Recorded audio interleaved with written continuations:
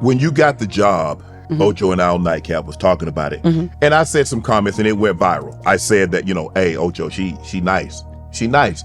So if I offended you, I want to take the time out to say I apologize. That was not my intent. I didn't, and I don't ever want someone to feel uncomfortable with my comments. No. So that's why I wanted to take the time to say, I apologize for what I said. Oh, no, it's okay. That means you got some good eyes on you. That's just all that means, ain't nothing with it.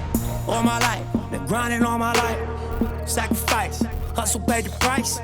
Want a slice, got to roll the dice, that's why. All my life, I've been grinding all my life. Look, all my life, been grinding all my life. Sacrifice, hustle paid the price. Want a slice, got to roll the dice, that's why. All my life, I've been grinding all my life. Hello, welcome to another episode of Club Shay. I am your host, Shannon Sharpe. I'm also the proprietor of Club Shay. And today, we're at Spotlight LA. Stopping by for conversation and a drink today, she's made a name for herself on the comedy circuit, spreading laughter, both online and off. She quickly became one of the biggest rising stars in the industry, performing at sold-out shows nationwide. A true force to be reckoned with in the world of entertainment, an undeniable staple in the digital age, a prominent, influential, and outspoken social media star, a popular personality, an actress, an entertainer, content creator, savvy businesswoman, and a loving mother, a fearless co-host of the insanely popular award-winning syndicated morning talk show, The Breakfast Club. She's Jess with the mess, but her news is real. Here she is, ladies and gentlemen, the one and only, very funny, Jess Hilarious. Thank you. You better run it down. I like that. You like that? I like that. I tell people when they come on the show, I don't give people what they deserve. I give them what they earn. And everything that was written on this card, you've earned. So congratulations. Thank you so much. I don't know if you drink or not. You drink? I drink. I did one day. But what is this? What we got here? This is my cognac. It's an award-winning cognac. We won the SIP Award in 2022, which means a blind taste test. We line up cups and all the other cognacs. And people say, we like A. So we beat all the pop. We don't have to name them, but you know the cognac, and we beat them in a taste test. So I want to toast you. All right. I think it's been about a year since you've been the co-host of the Breakfast Club, right? Yes, it has been a year. And welcome your second child. Yes. So for a loving mother and everything that you've accomplished and will continue to accomplish. Thank you. Now, I'm going to tell you the truth. If this good, I'm going to let you know because I don't care how many awards it won. Go ahead. I don't care. It's all about taste. All right, it's smooth. It's smooth because I was ready to be like, Shannon, I'm going to have to change the formula. All right, but no, it's good. It's good. Well, thank you very much. No problem. Thank you for stopping by Club Shay. Yep. Baltimore. Born and raised. Born and raised. Yes. Y'all got an accent, though, right? I mean, what's really Yeah, we do. I mean, I'm from rural South Georgia. People bag on me. Yeah. I've had a glow on, and glow from Memphis, bro. Yes. But let me ask you this, Jess. How important is it for you to embrace how you talk, the way you dress, the way you sound? How important is that for you to embrace who you are, to remain authentic to who you are? I mean, it keeps me relatable. And, that's how I got to where I am, being unapologetically me. Yes, we do have a strong accent. The you, the do, the two. We say hot dog instead of hot dog. Right. What you doing? All that. Yeah, people love, as much fun as people make about the accent, they love it. Everywhere I go, they like to hear me say things and everything like that. But the Baltimore will never die in me.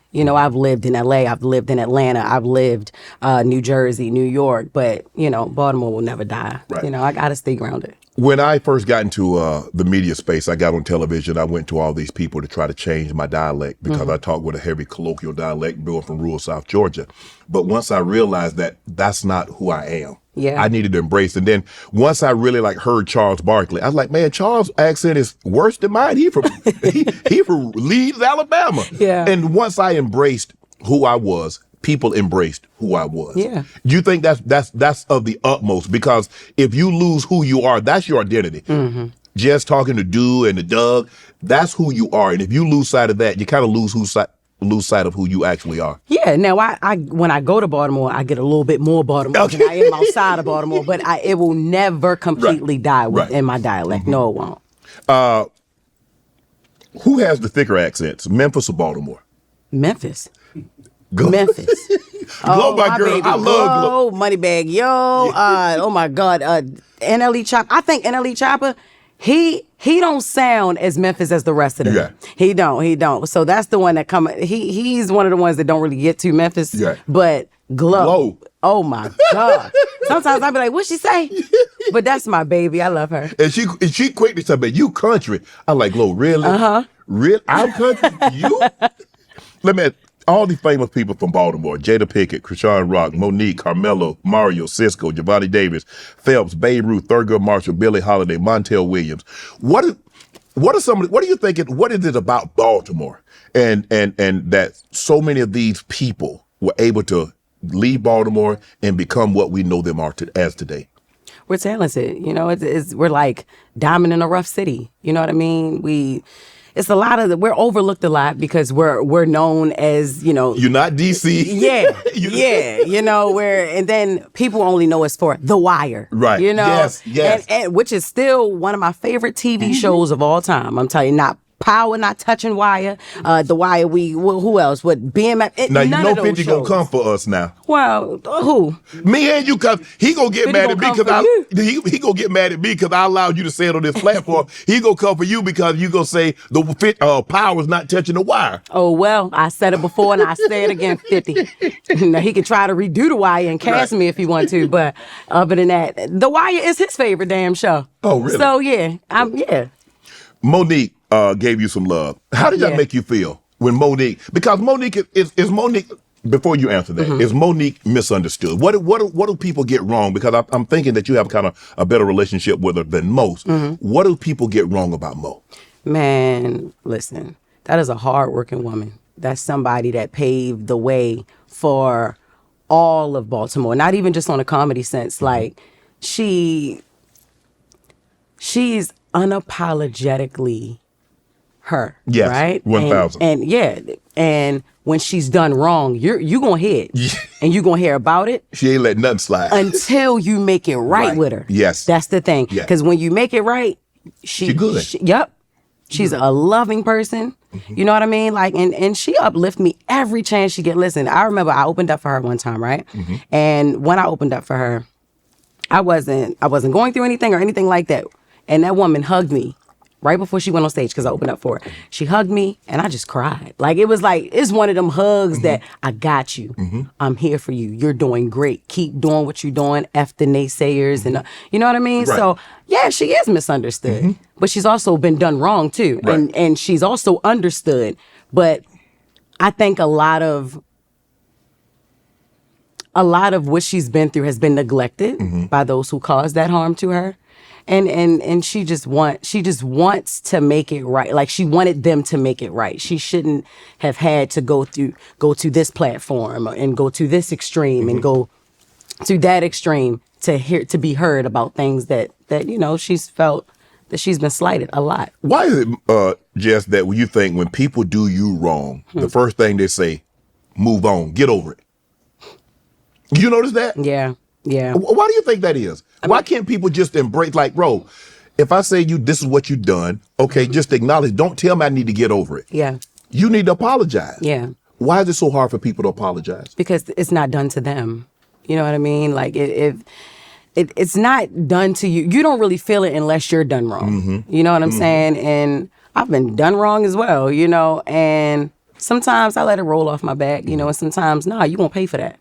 You know, depending on what you did. Okay. You know what I mean? And depending on if I want to move on from it or not. Because everything don't deserve, you know, your time and energy to go back and forth with it, you know. But some things, like, you going to feel what you did to me. Right. You know. Grew up in Baltimore, two-parent household. How was that? Amazing. Really? Amazing. My parents, they were married up until a few years ago. But me and my brother, Kevin, we got to grow up in a loving household. Our dad worked, our mom worked as well. Like, both of them worked, and they gave us what they could. We grew up in West Baltimore City, you know, Emerson Avenue, West Baltimore, and they were able to give us what they didn't have. You know what I mean? So, yeah. Was it the situation, were they strict? Were they disciplinarians? One was strict. One was a disciplinarian and one was lenient. My mom, she's deacon of the church. I'm telling you, we was raised in church. We would go to church Tuesday, Wednesday, Saturday, Sunday, you know. Right. And then my dad, on the other hand, He was the DJ. He's the one that taught me all the music I know. I have such a wide variety of music that I listen to, you know, and then he's where I get my funny from. Like my dad is like the comic of the family. But yeah, two different, but it's balanced. Right. Balance. That's, boy, you talk about here and here. The two D's, one's a deacon, the other's a DJ. How did that happen? Yeah. Well, my dad was a Marine. He went to the Marines, and he and my mom met in high school. Okay. And he married her right out of high school. You know, right before he went to the Marines, and they just been together. They, you know, and I think they got married so young they didn't really get to live the single life and to date and see what's out there. My mom has always been like just a one man woman and just a lover, and my dad, he didn't get to live out that bachelor life, and so that's what kind of like deterred the marriage, you know, later, yeah. Looking back on that, how important do you think that was to have two parents and to have a loving environment to let you know if and when you decided to get married, we'll get into that a little later, and you decide to have kids, what was important? Man, just the structure of my household, you know, no household is perfect. No two parents are perfect. Yeah, I had the perfect balance, but still there were things that, you know, that every household has to endure, you know, but as both of my parents relate to me today, I am happy that they instilled in me like how to raise my children. Okay. You know what I mean? They never let us see certain things growing up, like when dad was broke and we never knew that until I got older. Right. And he sat us down, talked to us. When y'all had the latest tennis shoes and y'all was, you know, and they made us earn everything. But when y'all were walking around looking good and everything, my bank account was low. You know, these are conversations that my parents waited until my brother and I were grown to have, you know, and then my mom opened up to me about her being unhappy, you know, the last, 8 years of the marriage, you know what I mean? Infidelity played a part in it. And then how my dad he didn't want to leave because that was the love of his life. He just still didn't get to fulfill that, you know, dating. And when you get married young, it's so many things. You get married out of high school, like 18, 19. Yes. And you stay together until you in your 50s and 60s. Yeah. You miss everything. You want to see what BBLs out? Shit, okay. Well, this is okay. Cool. This is nice. All right. Bitches can buy the edges. That's okay. You know, it's a lot of new things. Did you see your parents argue? Did they argue in front of you? No, never. I've never seen my parents argue ever with each other. No, I did not. So, in other words, I read this quote. They say, "What you crave as a child, you overcompensate as a parent." Now, my son have seen me and his father go at it.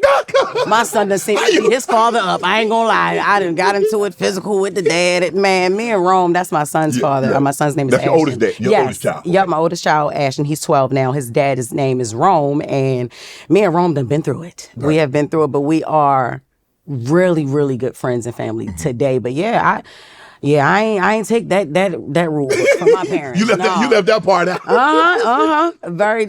Very much. I did. I left it out. You went to Baltimore. And Yeah. You went to a predominantly white high school. I did. How was that? It was scary at first, yo. I ain't even gonna lie. My mother had pulled me away from Baltimore City public schools and was like, no, I want better for my child. Right. And you know, my dad was on board. My dad was like, he was kind of going back and forth with it. Like, I don't want to just pull her from what she knows. She got her friends here. She's into sports here. She's doing things. She has her life here. I don't know if we should, but at the end of the day, they did. They were making a great decision, and I'm glad that my mom did that. I'm glad that my dad went on ahead with it, because a lot of things I learned, you know, I'm well-rounded because of that. It was scary. At first I was acting like they was being racist, and they wasn't. And I was like, somebody just called me, and my mom was like, no, they didn't. I was like, all right, you right. But I just don't want to go to school. Oh my, they don't know how to dance. Everybody want me to teach them how to dance. And then I became one of the most popular kids in the high school. I was, at that time, because it was York, Pennsylvania. Yes. At that time, it was only, I think I was like 1 out of 12 black students in the school. The school had about, I don't know, I would say 10,000 kids. Wow. Yeah, it was like the size of a university, like a college. Yeah, and it was a middle high school. So Dallastown area,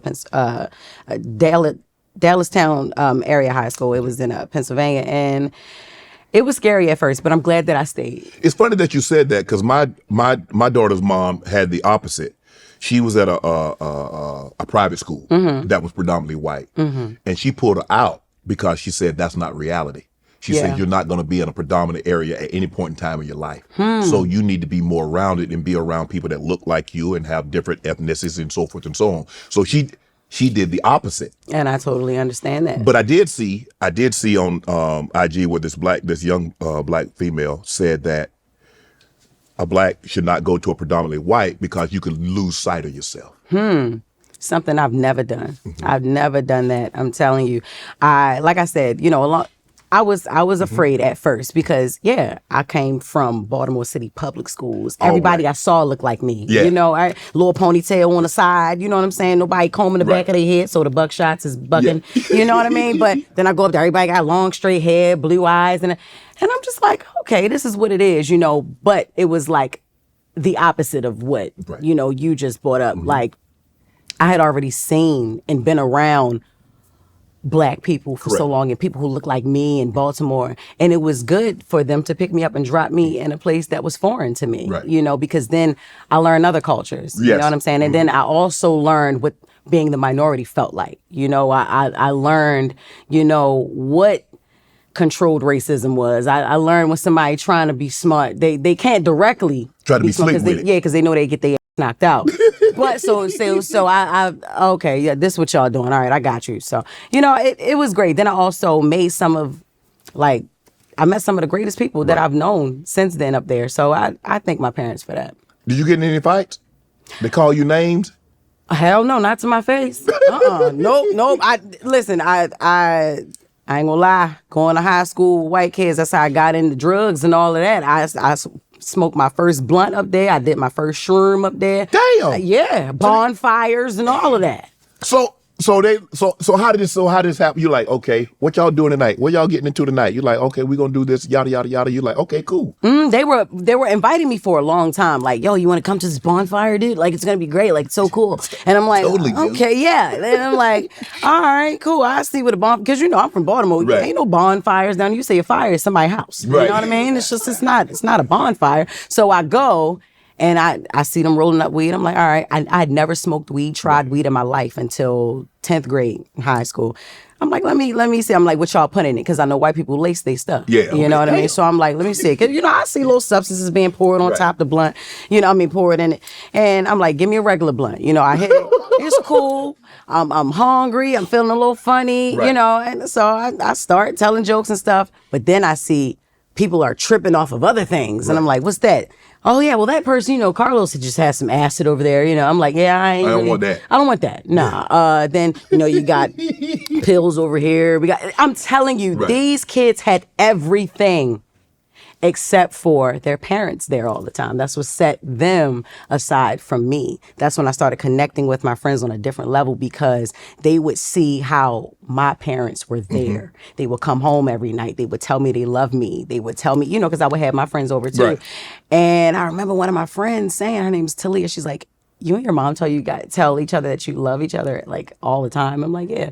You and your mom don't? She's like, no, not really. Like, I don't really see my mom. And that was the case for a lot of them. A lot of their parents, they own big corporations and work for big companies. They traveled all the time. They would just get them kids money, and that's how they would get into drugs. And everybody had a car and everything, but they would get into drugs. And they didn't really feel that love that they saw between my parents and I. So I connected with them. So you think they had so would you have tried let's just say for the sake of argument, you stayed in Baltimore public schools. Do you believe you would have tried drugs and would have experimented like you did there? I definitely would have tried weed. I mean, my big brother smoked weed and he started smoking weed when he was maybe 12 years old. And so I would have tried that, but I probably wouldn't have got on the shrooms. I probably wouldn't have started with psychedelics at all. But I do psychedelics for something different though. I do it for clarity. It's not just whoa. Yeah. What's that? You said did or do? I do. That's present tense. Currently, yes. Right now, today. Damn. Yeah. I mean, you try to see the future. What's going on? Look, you can. It depends on how many shrooms you consume. You might be looking into the future or somebody else's future, but you'll be up there. When you do, you by yourself? Not all the time. I do shrooms with my sister and my fiance. Okay. Yes. So I mean, so what did they actually do? They free your mind? Yes, they Is it do. like an Adderall? If it's something like See, I also got hooked on Adderall in high school as well because I couldn't focus and I needed that to focus. You know, there's a lot going on. Right. So it's very different from that. Like, so shrooms, it's not really a high. You don't feel like a high. It's like, it's enlightenment. Right. You know, you feel open and you can go. You're not out of it though, You can are you? tap. No, if you're scared, if you're a person who overthinks a lot, Yeah. I would not recommend them for you. You know what I mean? Oh. Because you can go crazy. See, yeah, if you doing all of that, like Smokey in a pigeon coop, you better not be. I ain't doing no shrooms with you, Shannon. Yeah, but it's good. I still do it. Yes, Right. You had a friend overdose though, right? I did. But Did that was not from shrooms. That wasn't from shrooms? No. Did that scare you? Absolutely, because he was so young. Right. You know, he was very, very young. And it was one of a few kids that actually, but this one was my friend. Yeah, he had overdosed. I forget what the drug was. It wasn't shrooms though. It was something. I think it was like bath salts or something like that. And yeah. it was messing him up, man. So You had some crazy jobs coming up. A well, but harsh funeral director. yes. So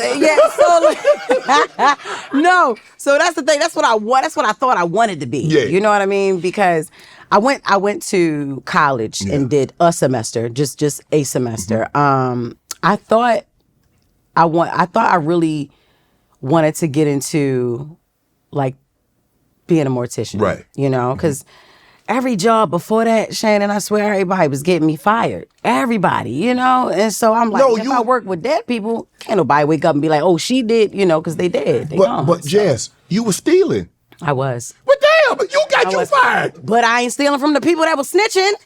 You gotta mind your business. If I'm working at a company, right, and I'm stealing the money, and you see me, and it ain't your company, come and try to get money with me. Don't go and tell, boss, she's a stealing boss.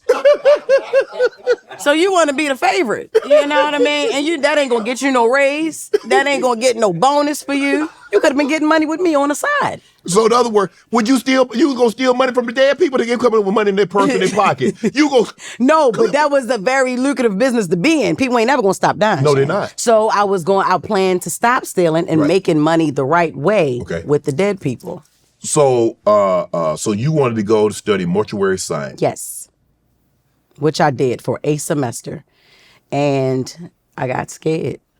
Because the clinicals, they listen, and I'm not gonna say I wasn't paying attention in class, you know, but embalming fluid works very funny. If you put too much into it, you know, limbs can lift up and gas can leave the body after you're yes, they sit up. And that had happened, and that was the last time them people saw me. That was it. That's it. I said, I thought y'all was dead. And you know, so I was scared, and I said I can't do it. Yeah, you know, I had a buddy of mine, his father on the funeral service, and it's like, man, dead people can't hurt you. I said, yeah, but they can make you hurt yourself. Absolutely, they sure can. Somebody sit up in there, they flinch you when you do straightening their hair and stuff. You damn near run into a wall. I'm done. No, I'm done. So that's it. Social media. What made you get on social media? Well, I used to watch Maury a lot, right? Maury Povich? Yes, I used to watch Maury Povich, right? Even when I wasn't supposed to be watching that, man, I was watching, right? And that was the very first skit that I did. I liked to do parodies back then, right? And so I remade that.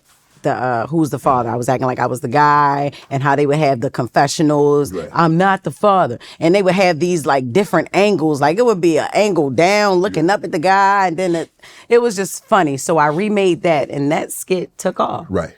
And then I'm like, well, damn. This person reposted it. Then this person posted it. This person. I said, well, I can do this. So I just kept doing videos.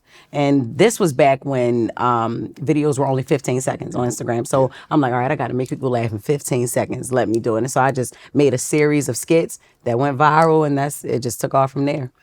Were you afraid to upload them? Some of them, only because I was afraid that people would steal the idea, not whether or not people would think it's funny. I've always been funny my whole life, you know, but... Were you a class clown? Always.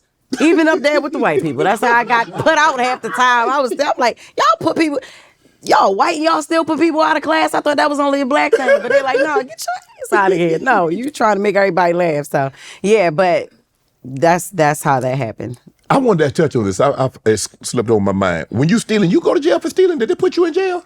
I did go to jail once, not for ever stealing from any of my jobs. I was at this modeling agency, and I had stole from this one woman.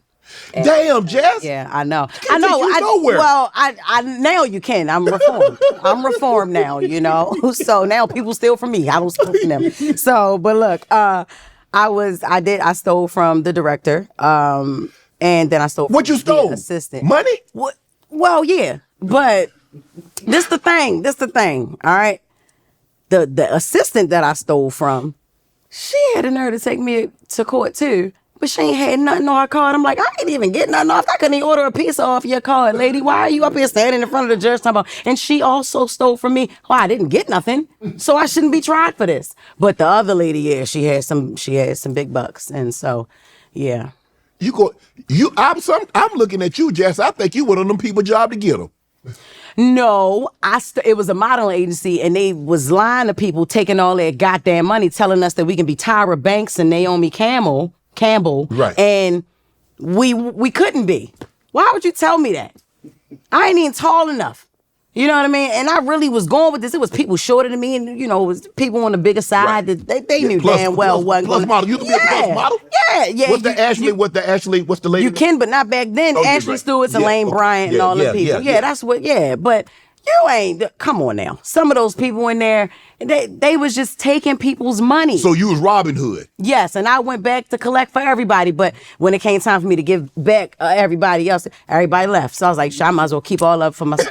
So that's how that happened. Let me ask you a question. What was the first video that went viral and you were hooked?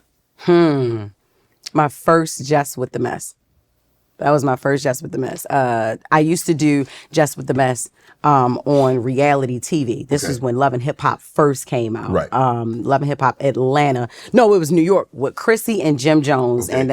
And then Amina, Peter Guns, and Tara and all of them. And I started doing Jess with the Mess around reality TV. And then I started doing it with like just industry things, right. Other things. Yep. Is it true Nicki unfollowed you because of one of your videos?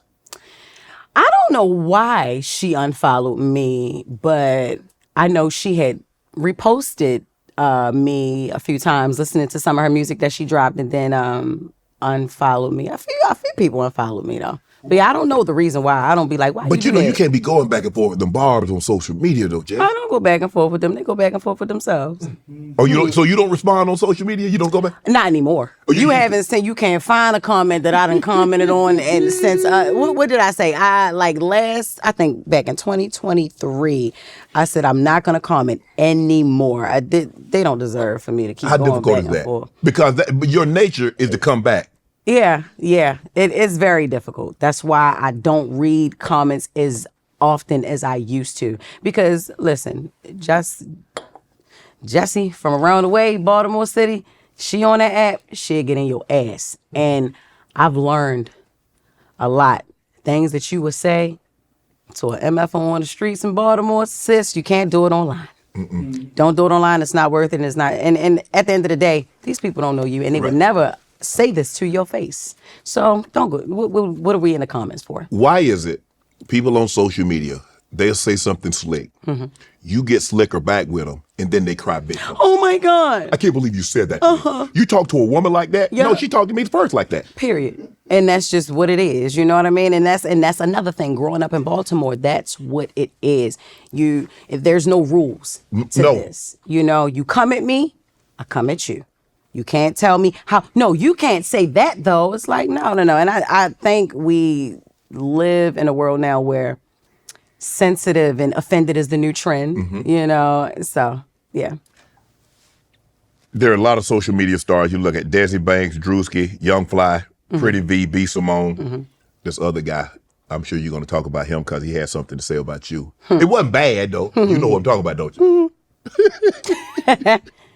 excluded that guy. Did you connect with you? Did you see what they were doing? Like, well, damn, they're doing this. I can do this. So, how did you even get started doing the uploading of the videos? Well, the first person that I ever saw was DC Young Fly. Okay. That is my brother. Yeah. Like that. I know he called me the same thing. I'm his brother too. That's what he said. But that's the only guy I let play with me like that, by the way. Yeah. So, Really? But yeah. I don't let nobody else call me their brother. I don't be playing around like that. But yeah, I started off seeing him and, King Botch and like those people. And I'm like, yo, I actually didn't see any females. I only saw him and I was like, yo, that guy is funny. Right. Even though I couldn't understand everything he was saying. Cause that Georgia is different from your Georgia. And I swear when I first met DC, I would just listen and nod and laugh like I knew what he was saying and couldn't understand. And then I would ask Carlos Miller, like, do you know what he said? And he'd be like, yeah, I know what he said. Well, then both of y'all country, but I'm not country. So I don't know. But yeah, that's what made me feel like, hey, yo, I can do this too. Cause I could relate to DC. He was himself, always himself.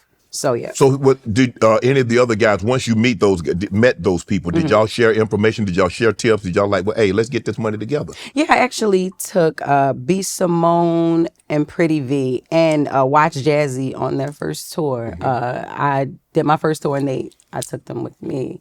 So yeah, that's how they got their start in stand up. Well, Pretty V does a host of things. Yeah.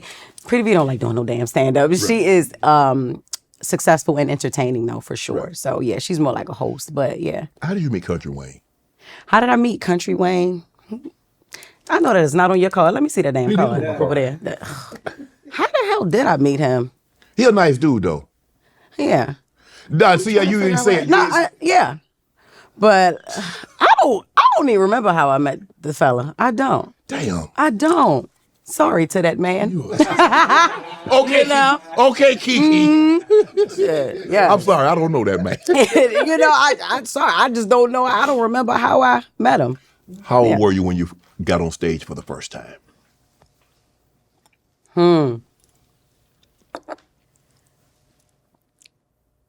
I don't remember how old I was, but it was 2013. 2013. When I got on the stage for the first time. The first big stage I got on was 2014. I opened up for Martin, and I had only been on stage 2 or 3 times.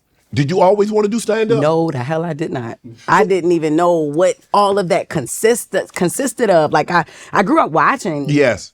Like Comic View, staying up late with my dad when I wasn't supposed to, and just watching Bruce and, seeing the Dion Cole and seeing, but I had never imagined that's what I would be doing. Right. Yeah, I just always was funny, humorous, comical, but I never thought that I would be a stand-up So comedian. did you decide to do it, or someone say, hey, Jess, you should try this? So how did you decide to go up on stage? Listen.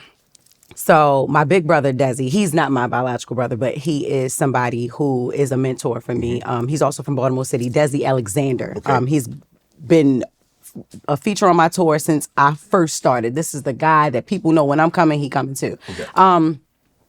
Him and another guy from Baltimore, his name is Cool Ant. He's a promoter and he also works for Nike now as well. They were doing open mics and I would go all the time. And the local comedy scene in Baltimore was funny. And I just always wanted to go and be a part of it, but not to get up on stage. And one day they just pushed me up on stage because I was already doing the skits and stuff. So people already knew who I was locally. And then they was like, you might as well try it. My brother's like, try it. And I'm like, I don't know. So then he calls my name. I go up there. I didn't know what the light was. When they give you a light, that means, all right, your time is about to be up. Time is dwindling down. I thought they was taking pictures. I was up there. I was supposed to been up there for 5 minutes. It went from 5 to 10 to 15. And then the DJ dropped the music. And I'm like, well, damn. And they like, no, because you got to get off. I'm like, oh, I didn't know the rules. Right. Y'all pushed me up here. Now y'all trying to push me off, So, and I started developing a like for it. Right. Not really a love yet until Martin Lawrence had his brother call me and ask me to open up for him. And that's when I was like, 13,000 people down at the Wells Fargo Arena. That's what it was called. Then State Farm or Wells Fargo Arena in Baltimore City. But that's when I realized standing on that stage, making my city laugh like that, I'm like, all right, yeah, this is what I'm supposed to be doing. Because prior to that, you didn't have a bug. It wasn't like when you first got up there, you're like, okay, I like this. I'm hooked. Yeah. Like, it wasn't until Martin actually called you and you said, yeah, this is what I'm going to do. Yep. And that's when I started working on my craft. Right. I started actually going like to open my other open mics outside of Baltimore City and writing jokes and stuff like that. Started So taking it serious. you quit were you working at the time? You quit your job? I was stealing. So, you know, that was... So You I and did Ms.Pat quit need to do for something a while. I love Ms.Pat. I know, but I am not a thief now. Thelma Shannon. and Louise? I know, right? I know. So you do this, you get the bug, and so now you're writing stuff. You're like, I want to be good at this. I want to be the best I possibly can be at this, and you start taking it serious. Mm-hmm. And you, from that point on, from when Martin brother called you, that was the moment that you said, "What? This is what I'm going to do." That is the moment. That is the moment when I was on stage. Right. Because I was scared as hell. He had called me about something else. He didn't even call me to ask me to do the show first. He called me because Martin was working on plays. He wanted to like get into like the play field, right? And was like, Martin wants to do a play with you. Would you be interested? You know, once you thinking about Kind of like Tyler Perry was doing. Yeah.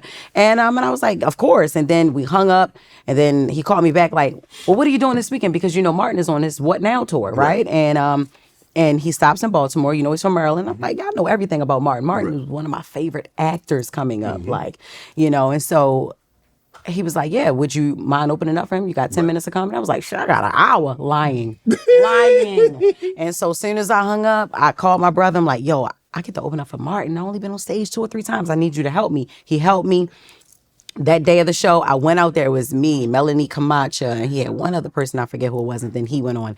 I went out there. I forgot everything me and my brother wrote down and everything. Oh, Lord. But because I was home and it was Baltimore City and I knew the lingo, I knew what they loved. I know we love some damn crabs. I know, you know, I born and raised there. I can only speak to my city. Who better? So, killed it. Did a solid good 10, 12 minutes. And Martin was right there standing on the side because he wanted to see how I did. Right. And it was amazing. That was your big break. And that's when I was like, I'm going to do this. Right. Give me your Mount Rushmore of Baltimore comedians. Huh? No. You know what? Don't do Baltimore. Yeah. I'm going to take it broad. You get 4 comedians, because a lot of times people be trying to put 7, 8 people on Mount Rushmore. There's only 4. Yeah, it's only 4, right? There's only 4 here. Damn. So give me your Mount Rushmore comedians. Past dead or alive, it does not matter. Yeah. Man, woman, it does not matter. You can have 4 women, you can have 4 men, you can do it both. Mix and match, it does not matter. Give me Jess Hilarious. If she said, okay, Jess, who are your Mount Rushmore comedians? Bernie Mac. Katt Williams. Kevin Hart. Ooh, that last one. And sure, I'm just gonna say Jess Hilarious. Because I wanted to, you know, it's hard. It's hard. You went with a lot of the modern comedians, Yeah. and didn't go back too much like Richard Pryor. Like Eddie Murphy. Yeah. No, because I'm gonna be completely honest with you. I didn't study them. I didn't really watch them. Right. You know what I mean? Okay. I didn't. Touring with comedians. What's that like going on the road with comedians? Do y'all interact? Or do you, hey, I'm in my dressing room. When it's time for me to go out, I go back, I'm out. Me, I don't really interact a lot with Or you stand off with people. No. I'm staying my space-ish. That's what I am. Because, you know, it's a lot that goes into it. You know what I mean? And then, not that I'm not friendly, you know what I mean? But I treat work like work. Okay. You know what I mean? You ain't trying to get close to nobody, huh? No, and it's not even purposely. I'm not trying. I just don't. You know, it's a lot of no, I don't. I'm not. You won't catch me hanging out. Okay. You know, the most hanging out that I've done is on Wild 'N Out. You know, I love my Wild 'N Out family. Right. I love all those comics there and everything. But yeah, that's it though. You know, I will say like people like, you know, what is his name? Bill Bellamy. He's a great person. Mike Epps. Mike Epps was the first person to call me to drop gems. Like he was the first person that I actually talked to that I could say like was mentoring me about ownership and just a lot of different things. Like where I think he made mistakes in his first. In the early getting started. Of it, yeah, and then he would make things clear to me so I can not make those same mistakes and things like that. You mentioned being on the road, Mike Epps, Ricky Smiley, Mo'Nique, and Bruce. What's some of the crazy story? Because this is the old guard. I used to see Bruce in Atlanta. Mo'Nique's been at it a while. Mike Epps been at this thing, probably 3 decades. Ricky Smiley's been at the same thing. What are when you're on the road, do you try to pick their brain and try to get info or how to do this thing, how to go about it? Am I doing it right? What should I do different? Are you trying to get advice? No. You're not? No, I'm not trying to get advice, and I don't try, because this is the thing, I don't even like to watch other people stand up because it's very easy to emulate somebody without doing it, without knowing that you do it. You know what I mean? Yeah. Like I remember this one day I watched Sebastian, I forgot his last name, he's a comedian. I watched him all day. And I had a show that night, and I went on stage, and I found myself speaking like this man. And I'm like, I can't do that, but so I don't watch stand up. I don't try to pick anybody's brain. I will say Lunelle and Leslie Jones. Okay. Those two, they're really, really good women. I love those two women to death. Like anytime that they feel the need, something is laid on their heart, they reach out to me. Right. And I don't even ask them for advice. They just give it. And I love those two. Right. Because they're very supportive of me. I had Katt on, and he said Jess Hilarious is one of his favorite up-and-coming comedians. Yeah, I saw that. Listen, Katt was doing a lot of things up here. So when they told me, I caught a lot of flack for that. Listen, it took me 4 days to watch all of it, because y'all was up here for 10 hours. I was like, damn, I hope Shannon ain't had nobody else after him. But listen, I started watching it, and then everybody calling my phone. Yo, you seen what Katt Williams said? I'm like, what'd he say? Like, Did he say something? I'm like, then they said, no, it was great. And I went and watched, and I said, oh, okay, good. Let me breathe. Because I had only heard about everybody else that he didn't have anything nice to say about. So I was like, oh, God, how the hell would I do? But I'm glad, because he's actually one of my favorite comedians, too. Like his earlier stuff. Oh, my God, I love Katt. I grew up on Katt Williams. You mentioned that interview. What do you think? I think you didn't have to ask no questions. You didn't have to have. You didn't. But why they get mad at me though, Jess? I don't know why they got mad. They shouldn't have got mad at you. First of all, listen, Katt only do interviews when he got something to say. Yes. Right? Yes. It ain't like you called him and said, "Look, come up here. I got something." I had been trying to get him for a year. I get it. Yeah. And he drives everywhere. He takes the bus, and so he was gonna be on this side of town. Yeah. And, I met a lady that quit her job, and she was going to be his executive assistant. Yeah. So I've been trying to line him up for a year. I talked to her one Friday. The following Friday, he's sitting on the couch. And so, now mind you, when he comes in, he's already on one. Yeah, that's what I'm saying. I don't know why they got mad at you. I tell you one thing, though. It was good for you. It was. And it was good for him, too. It was good for you. It was great for me. Yeah, it was. It really put me on the map. Yeah, It put me on the map, and it made people take my platform very, very serious. And advertising sponsors took notice of that. Yep. And a lot of good, and hopefully it was mutually beneficial to him. Absolutely. But, he had a lot to say about gatekeepers. Yeah. Yeah. Do you believe there's such thing? Yeah, I do. I do believe I believe it kicks in if a certain person don't like you. Maybe you said something to offend the friend of someone, or you offend a community of people or whatever. However it goes, yeah, there is always someone who makes that decision, or maybe a group of people that makes that decision whether or not to indulge in affairs with this person or business. Yeah, I do believe in gatekeeping though. Where are you on joke stealing? Because Katt had a lot to say about joke stealing. He felt he said a joke, stole the joke, but he used a different apparatus. One guy used the caddy, the other guy used the spaceship.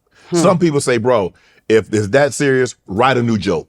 If it was that easy for him to steal the joke wasn't that deep to begin with. Where is Jess Hilarious on joke stealing? Listen, I remember a time when I first started comedy, right? I'm telling you, I never studied the art of it. I didn't know.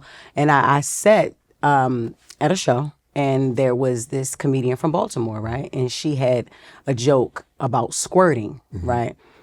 I didn't like the way she told it, right? So I said, all right, I'm going to take it, spin it around, throw a little Jess on that bitch, and I'm going to retell it. Right. And I did that. And there is a comedian, OG, by the name of Larry Lancaster, who had pulled me to the side at the end of that show and was like, hey, you can't do that, you know, because this comedian did that.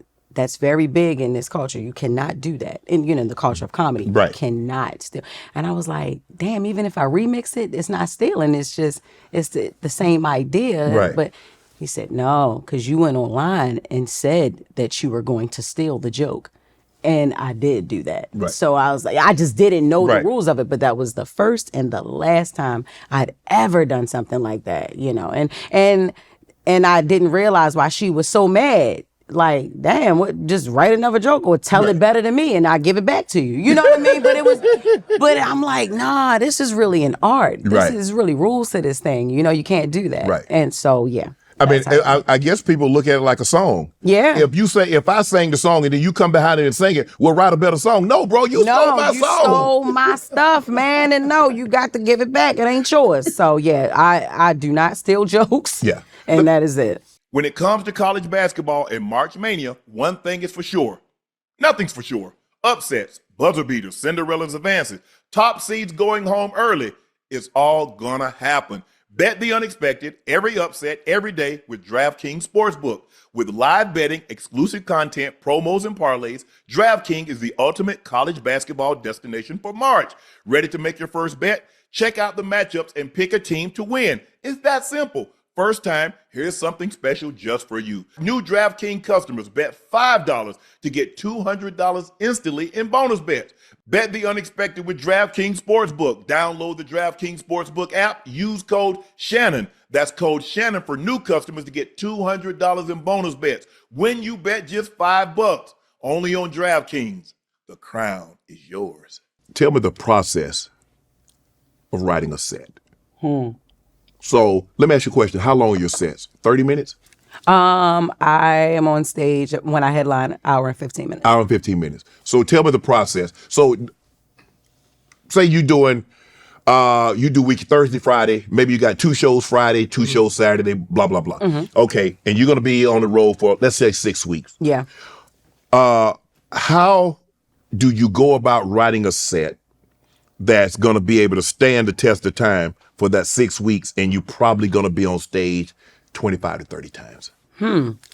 So see, I don't really write jokes out because I found that when I do that, I sound very rehearsed. Okay. So what I do is I have bullets. Okay. And I have a writer session every week with my brother, the one who opens up for me, my feature, Desi Alexander, and we just bounce off of each other, you know, and I don't really like to write. Really? You know, I have 30-minute set crafted for when I do 30 minutes. Then I have a 20-minute set when I do features on other shows, like when I open up for Bill Bellamy and Bruce and all those people, you know, things like that, D.L. Hughley and Ricky Smiley and all them. Right. But I don't really write. It's all up in here. Right. I just have bullets, and that's how that goes. A lot of people, and they pulled me to the side to say, Shannon, there's a lot. Look, it wasn't so much of what Katt said, is that he pulled a curtain back and allowed people to see something that we've been trying to keep secret. And so I think that's really, now look, he called out a lot of people. Yeah. A lot of prominent, powerful people. Yeah. But it was more so that what he allowed people to see. Yeah. Because I don't think the general consensus is, damn, is that kind of animosity and vitriol in the comedic community? Yeah. I didn't know that. Yeah, he was letting me know things I didn't know either. Like watching it, I'm like, dang, I didn't know that. You know what I mean? Yes. But those were different times, and you know. It's better now? But it's hard for you to know because you don't really get down with anybody, so you do your own thing and you out. Nope. Yep. I know some comics will get mad at you for doing shows with people that they got beef with, and so they won't put you on the show. So what I'm supposed to do? Not eat? Unless you or me or somebody, you can just do shows on your own. Right. You know what I mean? Like, yeah, that's you kind of gotta play the game, and that's so weird to me. You don't strike me as somebody that like to play games. Hell no, not no game, not ever. You ever got into it with comedians? Have I ever gotten into it with a comedian? Hell yeah, I got into it with a comedian. About what? You know, go fish through them cards. I know you got stuff. No, we ain't got it in here. You be knowing stuff. I don't know nothing, Jess. I mean, I'm just, I thought you was gonna be, You thought I was gonna be like Katt. Yeah. Come up here with something to say and be like, look, this. No, I'm just saying. I'm just asking you what was it about. Yeah, well, Corey Holcomb. That is a comedian that I got into it with. I did a photo shoot with my son, and it went viral. I was naked. My son was not. My son had on Jordans. The only thing I had on was Jordans and socks. Okay. And he was covering me. Right. He was covering my boobs, my private area, and he had on clothes. And I did the shoot. I posted it. It goes viral. Right. The next morning, I wake up to Corey Holcomb calling me a whore and, a black whore, and saying that my son would be gay. And this is why a lot of our young black men are gay, because of black whores like Jess Hilarious and things like that. And he was Do you know him? I do not know. I still have not got the chance to see this man. That was the reason why I went to Wild 'N Out, to see this man. And you didn't, and he wasn't there that day? No, I made the show, but I'm like, thank you, Nick, but where's Corey? He's like, no, he ain't here. So why you? Because you know why I'm coming up here, Nick. Because that's why you reached out to me, because I flamed him. I was roasting him back to back 3 days straight. And that's why you reached out, Nick. You knew I wanted to see him. He said, no, but you got on the show. Thank you. You let it go now? Hell no, I ain't let it go. No, I didn't let it go. I mean, it wasn't even so much about him talking about me. You don't say that kind of thing about somebody's child. Mm-hmm. You know what I mean? You just don't say stuff like that, But then I realized he don't have a relationship with his mother. You know what I mean? He doesn't have a relationship with his kids. He told one of his kids, F them, he'll make another one. So it's, and he, the way he talks about his family, so I'm like, he has other issues, obviously, very dirty person. Right. Yeah. Tell me, what's the audition process like for Wild 'N Out? How it was for me, I don't know how it's changed, but I don't even think it's gonna be no more Wild 'N Out. But really? Yeah. What happened? Because they suing Nick. Who's suing it? And Zeus Network, Viacom. Mm-hmm. Oh, they want it back, huh? Yeah. Well, apparently they ain't take it. Nick didn't take it. Well, yeah, that's what they saying. They saying that he took the whole idea and the whole concept of Wild 'N Out and took it over to Zeus with Lunelle and them over there. So, that's what they saying. So, ain't no Wild 'N Out now, I don't think. But either way, the question that you had asked me, refresh my mind again.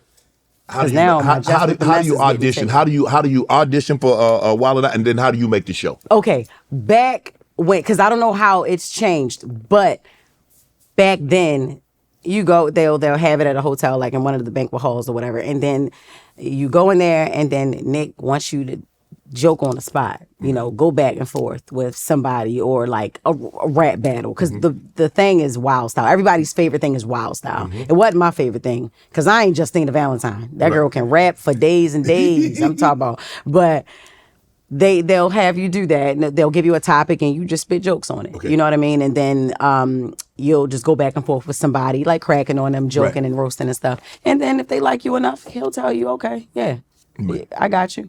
You're on it, or we'll call you back, something like that. See, he already knew what I was capable of. That's why he reached out anyway. So I didn't have to go through a second step. I just got it.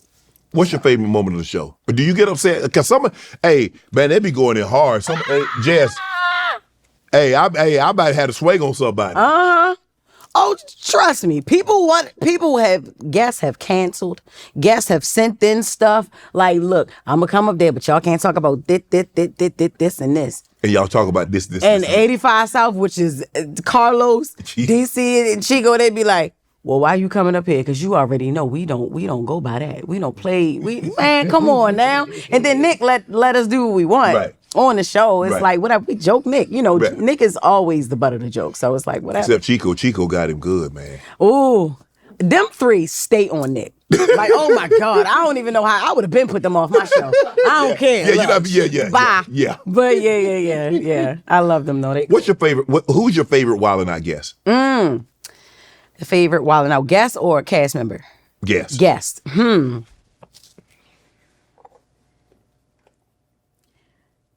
gonna lie. I don't got no favorite Wild 'N Out guest. I ain't gonna hold you. The best episode that I watched, though, I ain't gonna lie, was the one with T-Pain and the one with Chance the Rapper. I wasn't there. I was off filming other things. But yeah, I can't really say. Wendy Williams, I ain't gonna lie. I got to meet Wendy Williams, and she knew who I was, and I roasted her. She talked about me on her show shortly after that, after she came. But Wendy Williams was very fun. She was very fun. Right. She came, she played the game. She wasn't scared of nobody. She know how she is. So she said, all right, y'all, bring it on. Right. I love that. How is Nick as a boss? Nick is good. God-fearing man. He prays before every show.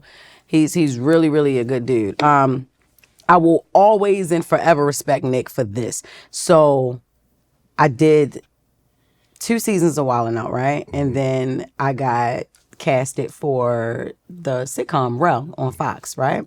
And I was going to be series lead. And so that meant that I had to move to LA and I couldn't shoot Wild 'N Out. And there was a season of that coming up. And so I went and I talked to Nick. I said, Nick, there's this show. I want to do season whatever it was of Wild 'N Out, but I got casted, to do Rel. And he said, yo, go. What are you talking about? This will always be your home. Whenever you want to come back, or even if you don't, whatever, you always got a place on this show. Wow. That made me cry, dog. That was dope. He was like, yo, I see more for you. I see this for you. I saw this for you. Go ahead. And you just come back when you're done. Like, Wild 'N Out's going to be here. Until it ain't. So. In private, you rag on Nick about all them kids? In private, in public. I be like, damn, come on now, man.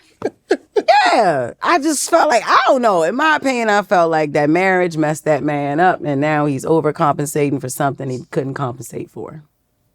That's just what it is, He may get angry at that. It wouldn't be the first time Nick got mad at me about a comment. But, I don't know. And not to say that he's just making kids for the fun of it. But, seems like he's making kids for the fun of it. That's what it seems like. But I know he loves all of his children dearly, But, yeah, I'm just like, God damn, you're purposely doing this. Yeah. Purposely doing this. So. You blame him or the lady that's allowing him to know he's purposely doing this? Well, I would honestly say it would have to be on the woman, right? Yeah. Because it's your body. He ain't the one having the kids. Men, and you know it. Yeah, men can't have kids. Right. I'm going to say it for the people in the back. Men can't have kids. Right. So, it's the women. Maybe the first you make that decision. Maybe the first 2 they didn't know. Yeah. But 3, 4, 5, 6, 7, 8, 9, 10, 11, 12. Come on now. And then the one that's brewing right now, probably, if it is one. I don't know. But we never know. Because ever since they said Elon Musk got 13. Now Meek Mill and Nick and all of them, they like, oh no, we can't. We must. But Elon Musk is worth $430 billion. That's what I keep trying to tell these.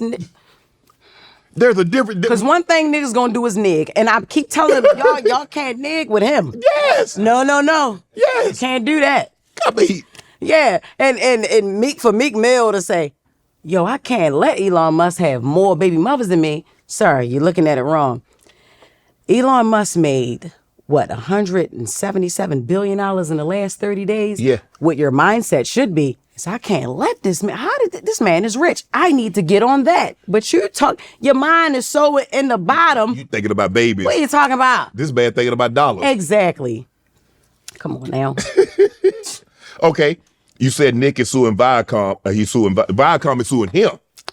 Yes, it said that was in the headlines. Right. Now, over the Bad versus Wild show? Bad versus Wild. And Zeus. It ain't only Nick, it's Zeus Network. Right. Yeah. What about Drake? This Drake suing Universal about what transpired with him and Kendrick over this.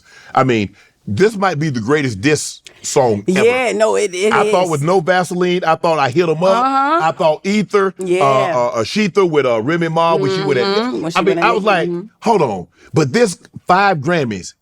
I mean, and he headlined the Super Bowl and #1 on the charts again. And why wouldn't he perform that song? What? Yeah, you got to. Yeah, you got to. Now that's like your best joke, and you're not gonna tell it. What you mean? I ain't gonna tell it on my special. What?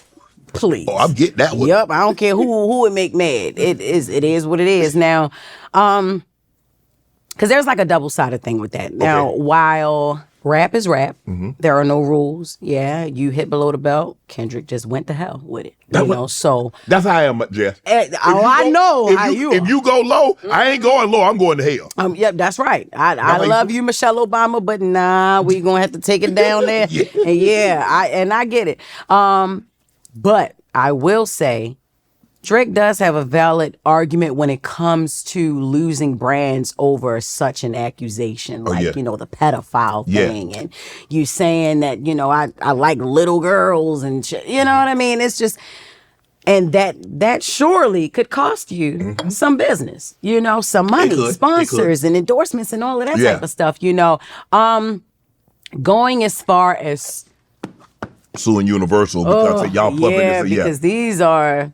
This is people, these, man. and these are the people that they put help you where you are, right. and that gives you the tricks of the trade. And because some of your songs, I don't know how the hell they made it to #1. Like what's the Tootsie slide? Yeah, I don't, and that went #1. So now however whether they use those tricks of the trade for Kendrick, whether they did that or not. You once benefited from that. Correct. So that's the same thing you had a problem with helped you get to where you got. Yeah, and now you're going to turn around and sue. Yeah. So I think he's stepping into something that he probably would regret later. Let me ask you a question. You think he's lost business because of the pedo accusations? Yeah, I do.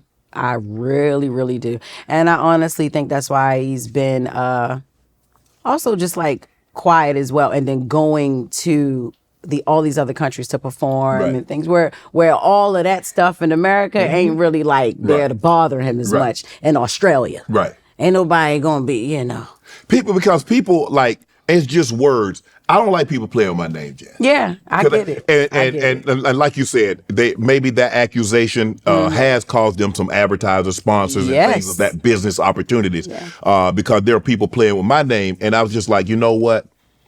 And I had to ask myself, and I went to my agency. I said, look, have I lost any business because of what they're alleging? It's like, no. Okay. So I let it go. Because if I had, then I'm going to have to see some of these people. I'm going to say, so what you want? That's right.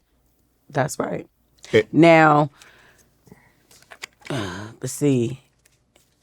Your accusations ain't as bad as the accusations that he, like, when somebody call you a pedophile. Right. And then he threw the certified on it. Yeah. Like I'm not just a pedophile. Yeah.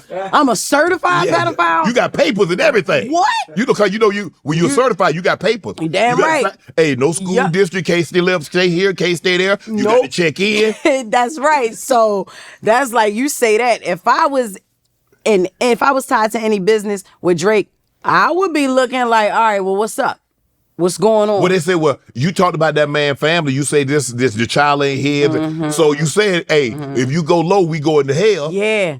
But that ain't got no weight up against those rumors. That accusation. So I get it. I guess it's a situation, Jess, where you step on my toe and somebody knock you out. Yeah. You're like, bro, you have to do it like that. You right. You know what I'm saying? Because Kendrick went all the way.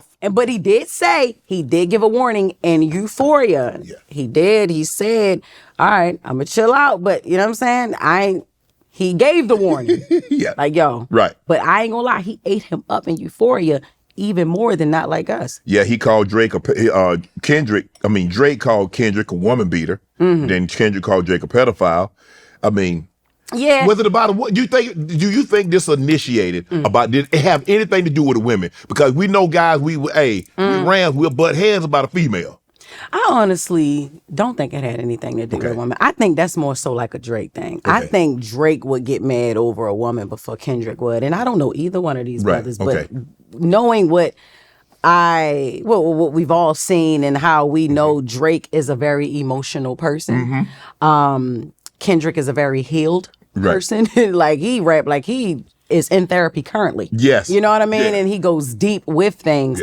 I think that I don't think like it's about Red a woman. It's past due. Listen, he rapping for ancestors and everything. Yes. You know, once upon a time we was like the business. Oh Lord. Yeah. You know, so yeah. I don't think it was over a woman. I don't. What about DJ Academics taking shots at you while seemingly supporting Drake? Do you know him? Have you ever met him? I ain't never met his fat ass in my life. Lord have mercy. Never. I had never met him in my life, and I never will because he's always in the basement. So. Jess. Always in the basement. Child, Why people come for us? I don't know. Shannon, you know, I guess because we're very confident people. People love to see you win until you win. You win. You know what I mean? They want you to be cocky. No, they want you to win, but they don't want you to be cocky with it. They don't want you to celebrate yourself. They put a ceiling. People will put a ceiling on you. Ain't no ceiling over here. I'm going straight up. Right. I don't care how long it takes me to get there. I'm not going to play no games. Right. I'm not going to cut no corners. Right. You know what I mean? Unless it's all legitimate. Right. But people put a ceiling on you, and I think that's the problem. People don't want to see you win until you surpass what winning to them look like. Right. You know, and then now it's a problem. Oh, she need to calm down. Or, he need to calm down. Yeah. Like, no, don't get above yourself. Well, why? Right. Why are you trying to keep me humble? Right. What is that? No. Why? You're right, because the thing is, when I was at Fox and my terminal and I ended up let go, people like, man, Unc, they did you wrong, yada yada yada. Then I start winning. ESPN picked me up. I'm on a bigger platform. That's right. My podcast, I start another podcast and it goes. And so now everybody got a problem. Yep. I'm the same Shannon. I was the same Shannon that y'all loved when I supported Colin Kaepernick. I was the same Shannon that when things transpired that I spoke positive about my people. Ain't nothing changed. No. I'm just winning a little more. And now it's a problem. Yeah.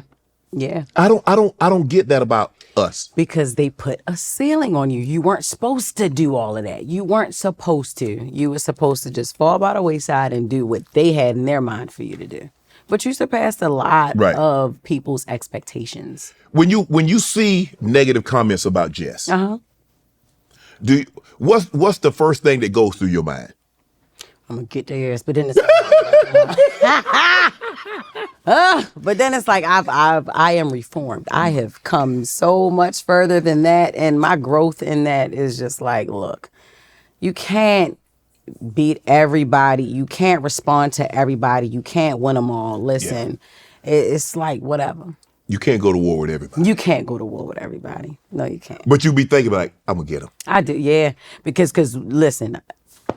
If a comment gets you crazy, I like to go to your page and scroll and don't have it public. And I can scroll down and look at you and look at your parents and see who made you and see who you look like. And you talk crazy like that, Jess? Look like your dad. I'm going to tell you. Yeah. Wow. Yeah. So, yeah. Now, I don't talk about nobody kids, though, but don't try me. That's it. You never talk. Kids are always going to be off. Oh, hell yeah. Yeah, I believe once you talk about somebody's kids, they can say anything to you. It don't matter. Don't talk about nobody's children, y'all. And you can say anything back. I don't care what it is. You say whatever you can to hit below. Somebody talk about your children. Children are innocent. You talked about this a little earlier. The TV show with Lil Rel on Fox with Sinbad. So tell me a little bit about it. It was amazing. It was amazing working with Sinbad. Like, he dropped so many. Yes, he dropped so many gems. That was the person. Because I'm trying to sit here and think, when you asked me a little bit earlier, anybody ever give you any advice? Sinbad. But it wasn't for stand-up. It was just like in general life. Life lessons. And but he is a comedian that did give me advice on that set. It was nice. It was amazing working. That was the first time I'd ever been a part of a big production like that. They treated me well. Money was great. Money great. You know, especially coming from Wild 'N Out. Yes. I was like, okay, Fox, what? Okay. I got my own pocket spot. I got, money. I get money to eat and all types of stuff. Listen, Fox, they treat their people well. So yes, but it was amazing. And then Rel had a different OG come every single episode. So that's what was unique about his show. So Florence from The Jeffersons. Yes. Marla Yes. Gibbs. Oh, Marla Gibbs. She was there. She was amazing. Then he had Leon. Leon ain't got no last name. Leon is, we know Leon, The Temptation. Okay, yeah. It's just Leon. Yeah, Leon, he was there, and Leon's still fun too. But it just a series of OGs and just like people before our time who had came and who was still like they're seasoned, but they are like vets, and they came through and they showed up for him, for that first season. And although the show was canceled. Yeah, you ain't had to say it. I was gonna say it. Okay, but damn, he made sure it got canceled real quick. No, but I wanted to ask. I mean, after 12 episodes, it got canceled. Yeah. So how did that make you feel? I mean, did you think you was gonna get picked up for season 2? I did. I honestly, I did. I thought we were going to get picked up. While I felt like the writing could have been better, and I felt like it could have depicted us more. It was a lot of people pleasing happening because you really gotta be careful how you move in terms of making a project based on a culture, like based on our culture, if it's going on Fox, you know what I mean? And at first I wasn't even going to be casted because they thought that I was too green for it. But in those terms, she has never done this before, so we don't trust that she will be a great, commodity for the show. But Ro picked me, and also Carmichael. Yeah. Gerard Carmichael picked me for me to be in there along with Ro as well. But it was just a lot of things that we didn't resonate with that they wanted to change the script to. And Ro would push back and Gerard would push back, and but I just think You think they should have been a little bit more malleable, more flexible? It just could have been, and I think that's what we were missing on the show. But you learn, and it was Rel's first show, and I think honestly it was even too early for him to have a show of his own. You mentioned that those TV checks, they hit different, Especially over there at Fox. You had spent a couple of them checks already, expecting the next new season. Listen, I still got a lot of money from Fox. What? Still. Yes, I still do. I still get money from Wild 'N Out. They always send me like $9.88 checks every now and then. I can use that. I use that. Doing what? Go to Chipotle, get a couple apple juices, something. Something. Let me ask you a question. What is something that you wish you knew before you got into the TV business? Something that I wish I knew before I got into the TV business. Because I think if you were to do another TV show, you would be even more prepared than you were with that one, because you know things that you didn't know when you did that. Yeah. I honestly don't wish I knew anything but before. I would literally do this all over again. Okay. I would. I would. As it relates to people, though, I wish I knew certain agendas or the agendas of certain people Okay. that claims, to be so close to me. Oh, I love you. You like family. You know what I mean? I wish I knew the agendas of certain people. Okay. You know? Yeah. Which is why I don't hang out with people in the industry. I don't like to receive advice from everybody. I don't even like everybody praying for me. No, they're not. They're praying, but not for the good, though. That's right. So I don't Yeah, even. so, but I pray for you. Don't. Please don't. Why you do that? Because I already know. What did God say? God should have told you, look, she don't want you to. She told me, don't be accepting prayers from you for her. So, you know.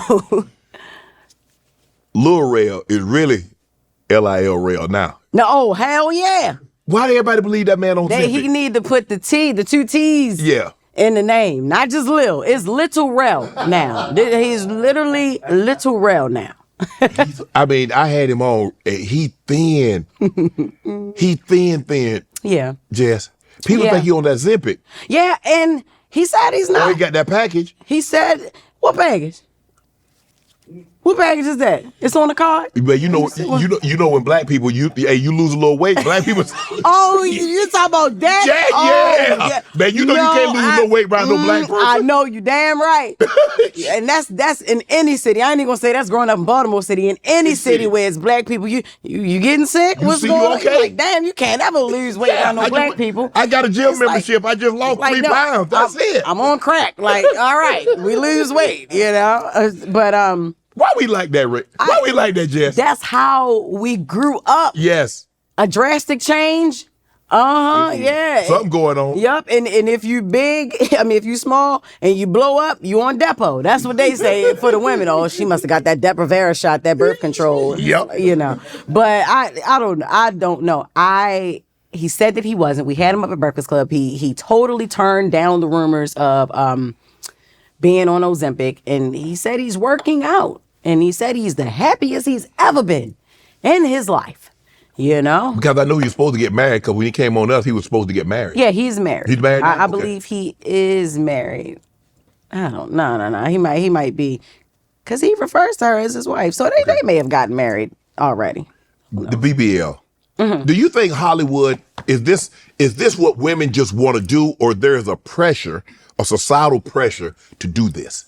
I think a lot of people are not happy with their bodies, and now that there is a way that you can change that, you know, and at first it really wasn't affordable to a lot of people, but now it is. You can make payments on, you know, your surgery and everything. And I used to joke about it, but it's like, you know what? If there is something seriously wrong with you, and now you have all of these resources to fix it, you know, why not? Go ahead. I just wish women would do it in moderation. Yeah. Like all these repeat offenders. I know girls that go and get lipo twice a year. Yeah. Like that, you know, I ain't working out. What I look like working out? I can call doctor such and such. Yeah, you can also die too, dummy. Yes. Like, I don't, you know what I'm saying? Like, just because you've done this before, you don't ever have that thought in your mind that this may be the time I don't wake up. This may be, they may hit an artery or a nerve or something in a vein. And, you know. Yeah, but the thing is, I mean, some of them, it's just too ridiculous. Crazy. Yeah. I mean, it should be subtle. Look, if you want to do it, that's your body. Yeah. Let it be subtle. But when it's looking, I'm like, and everybody like. Exactly. Come on now. I know. I mean, you can't be 150 pounds with a 50 pound booty. I know. Yeah. Or when you, already start off 300 pounds and then you go get lipo, you get the fat sucked out the middle part, and then now is. I don't know. Yeah. It looked like one of the They want to be like they have these little teeny tiny weights. Yes. Like, come on but now. You big up here and then you big down there. And it's just not proportioned right. Even if you got a big butt, your back can't be broad as mine and think it's sexy. That's what I'm saying. Would you do? What, would I do it? Yeah. I wouldn't do it again. I've actually had a fat transfer and I've had my boobs done. Yes.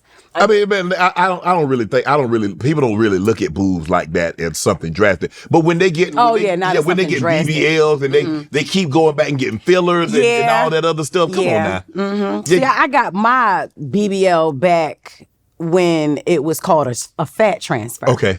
It wasn't called a BBL Okay. yet because I didn't get my butt lifted. That's why I said I don't know why they call it a Brazilian butt lift. It was called a fat transfer before, and I got it done in Atlanta, and it was fine. But when I went, my doctor had told me like, look, yo, you don't got enough fat to be. I said, listen. Whatever you got, pull it out. I'm like Gina Waters. I got a lot of muscle on my sides. I've never had hips. Give me hips, please.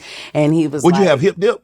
I would like it would be dented in, and I'm like, yo, I'm tired of looking strong. Like I just, I want some type of curve, you know. And so he said, all right, we're gonna fill it out as much as we can. But one thing you need to know about fat: when you take it out and all the fluid drain from it, it's not what it looks like. So the swelling's gonna go down. And it's probably gonna look the same. I said, do it anyway. Yeah. And so that's why people don't believe that I did get a BBL because it doesn't really look like it. But I think I got one of the most natural looking surgeries ever. Doctor Who. But your sister called you out for that, huh? Yeah, that heifer. Tried me real bad because she got fired. Why you tell her? Cause she my god sister. I've been knowing this girl since I was 2 years old. So why she tell you? Cause I fired her. She was working for me. She was my driver. Listen, I didn't even have a job opportunity for her. I created a job for this girl, right? Mm-hmm. And oh my God, it hurt me so bad that she did that. And she claimed it hurt her so bad because I fired her. And yeah, she had children, and you know. What she do? So why did you fire her? I fired her because she wasn't doing her damn job. Listen, this girl, we was on the road, right? And this girl stole my wig and my car to go do something. Go meet, I don't know if it was to meet a guy or something. We in another city. Who you know? How you know somebody down here in Florida? And why would you take my wig? I supposed to wear that on stage tonight. You can still wear it that night, but she was gonna use it that day. I sure did wear it on stage that night. She gave it back, but she gonna come in there with some flowers. And you took my car, and then the security I had at the time, he liked that too, so he ain't even tell me. And so I woke up. Like, oh, Shay was supposed to have been back. She went to go get something for you. The whole time, no, she went to get something for her. She got it. Yeah. And she probably had the wig on, too. She did. I get back, my wig all smelly. I'm like, what's going on You wore a sex wig out there on the stage? Yeah. And somebody else's sex wig. I'm like, yo, I gave her the wig after the show. Look, and you're fired. So that's it. So. How hard is it to work with family? Oh, my God. Because everybody say, because you hear a lot. Some people say it's okay. Some people say no. Family and friends, when it comes to business, when it comes to work relationship, leave it alone. Mm-hmm. Leave it alone. Yeah. Sometimes it can work, Shannon. Sometimes it can, but oftentimes it will not. And then sometimes it starts off great, and it can go for years and years and years. And then a person, you'll see the jealousy. You'll see, because now they're paying attention to your pockets. To what you're going to do, what you could do for them. Right. You know, and how you can. And then sometimes people want to be you, and you don't even realize that. You know what I mean? And so they become, at first it feels like a weird obsession until they get upset with you about something. And then they start telling you they are the reason that you are where you are. You know what I mean? So yeah, you ain't tell not one joke. Now you ain't even helped write none of this. You don't get up every morning and get on the show. Listen, you don't. You're not flying back and forth, and you're not being away from your damn kids, and you're not having to deal with controversy and trying to figure out like how you can keep this ship moving. Right. Without me, none of y'all eat. And I need y'all to know that. And I don't even like throwing that out there like that, but that's me. Right there. Right. You know, I gave y'all jobs and positions, and y'all just did whatever with it, taking advantage. And I'm a really, really kind-hearted person. Now, I'm not a pushover, but I love very hard. And I had to make some and I had to make some very tough decisions, firing family and actually not speaking to a few of them now. Like, damn. Yeah, man. People still, and people just, they'll sabotage you if they feel like they ain't getting enough, you know? You were the first lady of BMF. How was that experience? working with Vivica Fox was amazing. I love her. Mm-hmm. I love her. She checks on me. She hits me up. She checked on me even after doing the production, doing the movie with her. So yeah, that was amazing. That was good doing that. But you had a little, you and Lil Meech had a little issue. Y'all resolved that? No, I think he got other stuff to do now. Like he got some other resolving he needs to do at this point. But he had came to Wildin' Out. Yeah. And he was a little busty, Oh, And he, that's all I said, but I didn't say it first. I ain't even going there. Hey, y'all, Lil Meech musty. It was somebody else. But you said it. From another city. No, I co-signed it. Oh, okay. All right. I So said, you responsible. he did smell that one time that he was up there. Because if you get an apartment and you can't get it and I co-sign it, you don't pay for it, who they gonna hit up? Yeah. Yeah, so they but it was one of his fans who he did a club hosting, and she had went online and she had said, Right. Lord, Meech stank. And then we reported it up at the Breakfast Club, Right. and I said, well, he did have a little stench when he came up at Wildin' Out. It wasn't nothing too crazy. He could have been out the night before and Right. just didn't have time to hit the showers, but he got upset. But they because got he was wipes. with Summer Walker. Yeah, you need to tell him they got wipes for that. I got the wipes. Whoa. So Summer Walker came to his defense and came at you? Yeah, man. She was like, she ain't like come at me crazy, but when Summer be in love, she be in love, and she don't. It don't care what. It don't matter what them guys do. She gonna go to bat for them guys, right? Now she had came out and she was just like, this little girl want him or something like that. I'm like, little girl, baby, excuse me, but.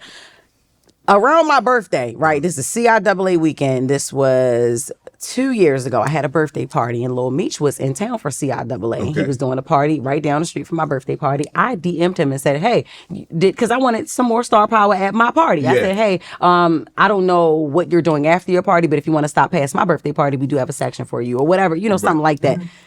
This man screenshotted that and posted it after I said that he was a little musty, Like I was trying to get with him. And then what I got mad at Summer about was, you so damn dumb. You think that was me trying to get at him?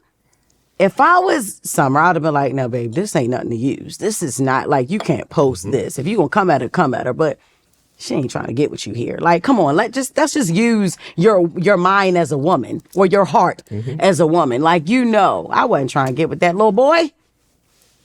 He looked like Rob Schneider. The guy, the Deuce Bigelow, male gigolo dude. But she called just you a the lot of black names version. and say you. No, did she call me a lot of names? I think she just said this little girl or this something. She called you ugly. She called me ugly. Oh my God. They used one chromosome away. I didn't even know she even said that word. She said one chromosome away from what? There's 2 chromosomes if you me. She.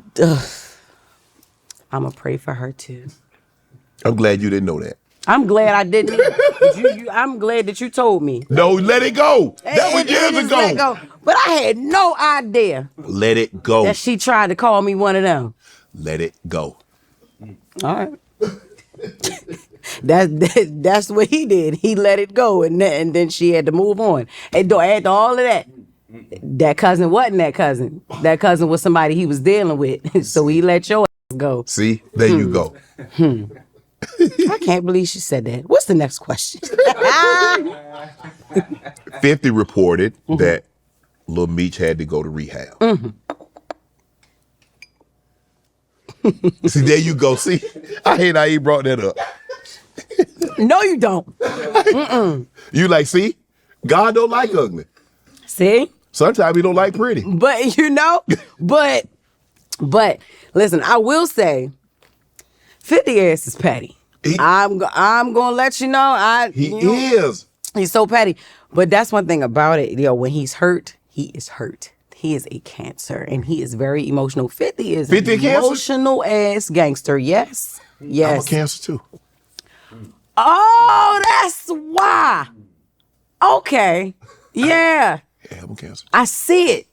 Okay. All right. There we go, Shannon. All right. But I don't. I get you now. But I don't bother nobody. No, not until somebody bother you. Yeah. But then you don't know how to let it go after that. And that's you. That's 50. Oh, that's yeah. I think Charlamagne may be the only Cancer that's not like that. But he always starting stuff. He instigates. Yeah, he's the opposite. He starts it. Yes. And then want to hide his hand. Yes. That's why I told him, I said, your little Ninja Turtle looking ass, somebody gonna get you one day. Well, they got him that one time. Remember they rolled up on him? Oh, they did. They did. But when Baby rolled up on him, he got real quiet when Baby rolled up. Yeah. Certain Charlamagne pick his battles. Yeah. He picks them. Yeah, he talk crazy. He talk donkey. He give people donkey of the day. He should have gave Baby donkey of the day. Listen, and who's that one guy, the state property dude? Oh my God, Beanie Siegel. He was quiet with Beanie Siegel too. Yeah. He was quiet. Beanie said, look, yo, don't be man. He said, okay, all right. He said, yeah, because you don't live this. You don't know what this is. Charlamagne said, yeah, you're right. Yeah. That's right. But then somebody else, he keep going back and forth. Oh, he will. He won't let it go. He will. He don't play with me neither, though. So, you know. Yeah. What are your thoughts on 50 and Big Meech? So, listen, 50 and Big Meech, I feel like it was business, right? So I understand what 50 did for his family. Yes, you put money in his family's pocket. But if Rick Ross is Big Meech's friend, like if they were friend, Rick Ross, allegedly took care of this nigga while he was in jail. Right. Took care of this man while he was in jail, you know, and before, they've been acquainted, you know. I feel like Big Meech and 50, they weren't friends. This is a business thing. Yes. So how can you get upset with Little Meech for something that Big Meech did? Right. You know what I mean? Yes, for that sure. Little Meech really wasn't even a part of. Right. Now, no, I'm not too crazy about Little Meech, but I actually did feel bad for him. Because he got put in a bad spot. He really did get put in a bad spot, and honestly, and the whole sending him to rehab thing, I just think that was a lot. Then that could have been left out, you know, because we don't know what he was dealing with, why he was, you know, drugging the way he was or whatever, you know, and whether it was for fun or not, you know, you didn't put it out, you didn't choose to put it out then, you know, you put it out now. Right. When his dad is doing the thing that you don't like. You know? Right. So, yeah, I do kind of feel bad for the brother. In 2 minutes of fame, Keke Palmer, Katt Williams, DC Young Fly, Sinbad, Deion Cole, Carlos Miller, Earthquake, and Red Grant. What was that experience like for you being on set with all those guys? I actually didn't get to see a lot of them. I only got to be on set with Ronrico Lee and Jay Farrell. Okay. Funny personalities, them both. Now, I love Ronrico Lee from Sister Sister. Like, that man still look good to this day, you know? So I was looking, I was like, okay. You know, it's just great, the nostalgia of actually, like, knowing who he is, and it's like, oh my God, yo. And then Jay Farrell, who's a funny dude. Man, Jay Farrell, man. Oh my God. He is. Yeah, he's that was nice. That was good. I actually didn't even get to meet Katt on that set. I met Katt at Tycoon Weekend for 50 Cent a couple years ago. But yeah, it was a good movie too. I got to hook up to Master P, John Witherspoon, Cash Doll, Cyril Underwood. I mean, another one, young DC, Jeezy, Webby, Romeo, Michael Blackson, B. Simone, April Jones. What was that like? All the blacks. That movie was like a long skit. That's why I said, why would you even touch? I got to hook up to. Why would you touch the first one, yo? It was nostalgic. It was great. You could have just did like a skit movie, you know. But it was good being on set. But I'm gonna tell you one thing. Hold on, let me take a sip. We'll be right back after this, guys. Now, the thing was, Master P. There was no script. I got there, right? Got on set. He said, Jess, do what you do. I said, what the hell is that? Like, what do you want me to do? Like, what does that mean? Right. He said, no, I got you being a cop. Like, you, now do what you do. I said, yo, what is the movie about? Right. I don't know. Like, you know, what am I doing? Give me some type of leeway. He just wanted us to do what we do. Now, some people may take that direction and be like, okay, great. Yeah, cool. I'll do what I do. Not me. Right. Because it's like, yo, I need to know. I'm an actress. I need to know it. Like, you don't just throw, this is not wilding out. Right. You know what I mean? Right.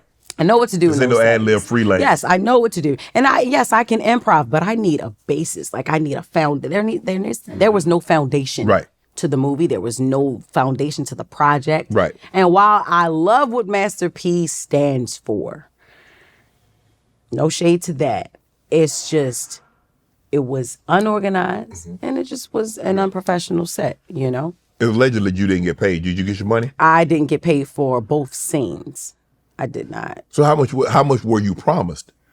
So I $15,000 per scene, right? They used one scene, but I shot both, so I should have got $30,000. It's not about what airs. I mean, you know, what premieres. Right. It's about what I charged for that scene. You know, back in those times. Right. And I didn't get compensated for that, and I kept. Have you talked to him? No, and every time you come at the Breakfast Club, I ain't there. You need to make it sure you're there. I know. Well, you need to make sure the money is there. Ain't no damn I need to make sure I'm there. Shoot. So in these acting scenes, have any actors, because I remember we had Terry Crews on, he said to Sheena Arnold, he had a problem remembering his lines. Yeah. And she said, Terry, you like to sing, just sing them. And that's how he remembered his lines. So I was curious that when you're on set, has anybody given you advice to help you if there was something that you were struggling with? No, I honestly have never struggled with anything on set. No, I take my scripts very serious. I take every job I do very serious. So, what about Love and Hip Hop? You say you was on Love and Hip Hop Hollywood, right? Yeah. For one episode. That's it? Yeah, hell yeah. I wasn't about to be a part of that whole franchise cast running around. You make money though. They pay good? Depending on who you are, yeah, they paid me good for Jess that one Hilarious. day. You're damn right. That's why I only got one day. They said, look, we ain't got it. I mean, not we ain't got it. We ain't giving it for all it. Come on, Jess. No. But I'm like, all right, for this one conversation. But that was very situational, though. Right. I ended up on there because of something that went down between me, Moniece, and April. Okay. That wasn't. I was never going to be a part of Love and Hip Hop Hollywood. That ain't even none of my friends. You and April had a fallout? It wasn't really a fallout. It was crazy. I had ended up me and April were friends, right? And then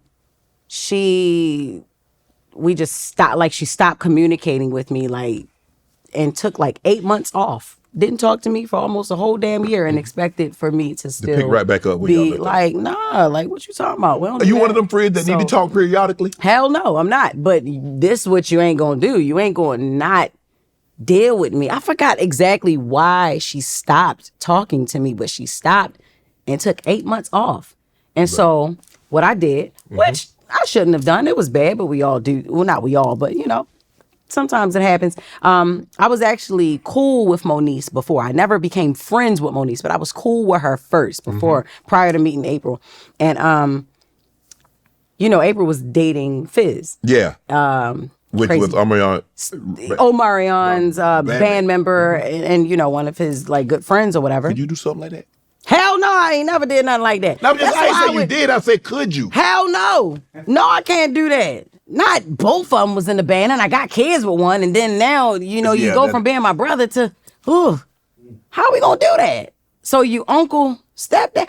I don't know. Yeah. That was crazy. And that was the thing. I didn't know any of that was going on until I was actually already her friend. So that's why I feel like you should be able to date friends to see what they, you know how you date somebody to see if you like them and you want to make them your significant other. I think you should have a dating period for people to be your friend too. Because I want to see what you come with. Because your becomes my bullshit.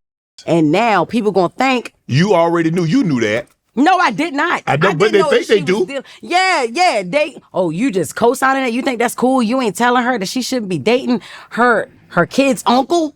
You didn't tell her that? I'm like, listen, Hell, I didn't know. Everybody is telling her that, and she don't care. Right. That's just what it is. First, he started off as a best friend, and then it became something else. And then it was, you know, but that's what happened. I ended up talking about her to Moniece, and Moniece, no, it was a voice notes I sent Moniece, right? And then once me and April had talked and we got reacquainted, I'm sitting there in the new house, right? Her and Fizz, that they had lived together with in that time, right? And we on live, and then I see people commenting on her live like, April, Moniece just went live. You need to go see what she's talking about. And so April was trying to ignore it. I'm the one like, no, let's go see what she's talking about then. Uh-oh. Jesus Christ. We went to the girl page. Mo'Nique just sitting there, nice and cute with her little glasses on, and you hear my voice. She just playing my voice notes back, and I'm saying everything. Ah, man. You know you can't leave no voice message. I still be leaving voice messages. You know, leave but voice but you know, I'm reformed. Other than hey, it's me. Hey, hit me when you get it. Mm-hmm. That's all I got for you. That's what it is. You know, I apologize and so that's how I got on. That's how I got on Love and Hip Hop Hollywood. She had you had April was so like upset. She cried and everything. Cried. Fizz come through the door. He came through the door on the right part. I was talking about him too. Jesus Christ. And he was looking like, what? And I was like, yeah. You ain't gonna like this, bro. That. Yeah, I did it. It is what it is. So then April in the bathroom, she wouldn't come out. I said, all right, y'all, well, I'm ready to go. I know it is what it is. We just made up, but apparently we done now again. So I'm gonna just go ahead and remove myself from y'all lives. I love y'all. Peace out, right? Soon as I'm about to hit the door, Mona calls April. Should we send a camera crew? What's going on over there? I don't know how. Because she sit there, she was watching the live, and then Mo'Nique must have called Mona. However that happened, April was like, wait, don't leave. I want you to shoot this episode because this is great for TV. And I was like, what? So that's how I ended up doing that. But, child, please. I didn't care about it then. I don't care about it now. What have you learned about public dating since you become in the spotlight? Don't do it. Don't try to if you can hold on to a piece of privacy, do it. Because you know when you date publicly, you got to break up publicly. Mm-hmm. Yep. Or they will continue to attach you to names. Yep. They're going to continue to attach you and ask you questions about people that you ain't attached to no more. And what about your partner? When they keep asking you about somebody you're not attached to, and then the person that you are attached to, do they feel some type of way about that? No, to be honest with you, Chris, his name is Christopher, he is so cool about that. Right. Like, I remember when Country Wayne's stand-up had came out, right? And we were laying in the bed, we going through Netflix, and we see the stand up, and he's like, you want to watch it? And I'm like, no, I don't. And he was like, why? I never seen him do stand up before. Let's watch it. Like, whatever. I was like, no, I don't want to watch it. And he's like, all right, I respect it. Like, he's not what I thought it would be early on. I thought, because you got to prepare yourself for things like that. When you were dating somebody who's also in the industry as well, and somebody that has a platform, You got to deal with that. You got to be ready for somebody to question you about that, or the other person to feel insecure a little bit. Right. That's not him at all. Right. Cardi B and Offset going at it online.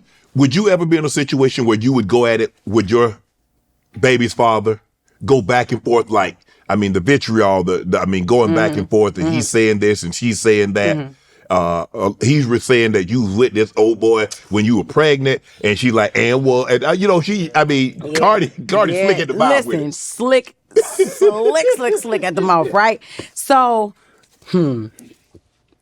I would never do that. Now, I never did that. Right. No, me and Rome, we done had our days, our arguments. My son's father, I've never gone back and forth with him online. Hell no. Never ever want to do that. Because at the end of the day, it's still us. Yes. You know what I mean? Yes. Like, we still got this child, So I got to deal with you, Now, this the thing. I think Offset was doing him. He knew Cardi. He just knew that he had her. He knew she would never leave. He knew the things to do to get her back. Buy 2 Birkins, buy 3 Birkins, buy a Rose. He might be good for like a couple weeks or a couple months, and then you back out there doing what you're doing. You know what I mean? Yes, but then when she started moving on, that baby couldn't take that. Yeah. Now, he be upset. Yeah. He be upset when even like. Now what they call him now? They call him upset. Yeah, absolutely. He be upset when certain people take Cardi's side, because I think he feels like it's a side y'all not saying. Y'all ain't saying this, y'all ain't saying but we seeing what you've been doing. You know what I'm saying? We see you, and then we also hear Cardi tells us everything. That's why I said she don't even need to be up here. She tell us everything anyway. You know what I'm saying? Everything, like, and we see she also loves you. Right. And she loved you through a lot of things that you put her through, too. Correct. You know what I mean? Like, Cardi's a lover. We obviously know that. And so, she just wanted to be happy. And she tried to make that happen several times, but it don't always work out like that. Can social media ruin a relationship? Hell yeah. Yes, it can, because then you don't live for the other person anymore. You start living for the validation of others. You know what I mean? You start trying to pay attention to, you start trying to fit the mold of other people who what they think you should you don't even know what they got going on.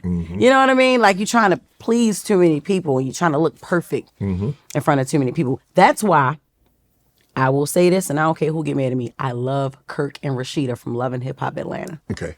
That is a perfect example of a marriage going through everything, and a marriage standing every test and fighting through it and actually getting through it. And that's partnership right there. That's work. How long in the relationship before we stop sending our representative out? Is it a month? Is it 6 months? Is it a year? Because we got to send the representative. Damn right. Look, what you see is what you get now. Earlier on, look, I used to talk different when I used to be like, yeah, like, so, like, what do you think? Like, no, I've always listened to that song. Like, and then that would be my representative for the first 30 days. Then I'd be like, what you talking about? Like, what you mean? Oh, yeah, no, I never said that. You know what I mean? Right. Like, yes. Yo, and then by the time the 30 days, the representative is gone, they already in love with me, so boom. But you know what I mean? You got it. But yeah. But you followed the false pretenses. That's right. That's why I had to stop doing that. That's why I had to stop doing that. That ain't good for nobody. Don't send a representative. What you see is what you get. They're gonna love you for you, or they not. And that's how you know. I had Cheryl Underwood on a couple of weeks ago, and she said the man, no matter how much he makes, should be the head of the house, and the woman should be willing to follow his lead. Where are you on that? She said the man should. The man, whether or not he makes the most money, the man is the head of the house. Okay. I see that. I see it. I get it. I get it. I think everything is so different in these times. Yes. Everything is different. Women, y'all ain't buying that. Y'all, yeah. I'm seeing. You tried to come up with a way that you can get you can rock with that position, but you ain't there yet. Yeah. Now listen. Well, now I'm gonna set it straight. Wow. I love to be led. Yes. I love a man that leads. I love a man with a purpose. You know what I mean? A man that I can learn from.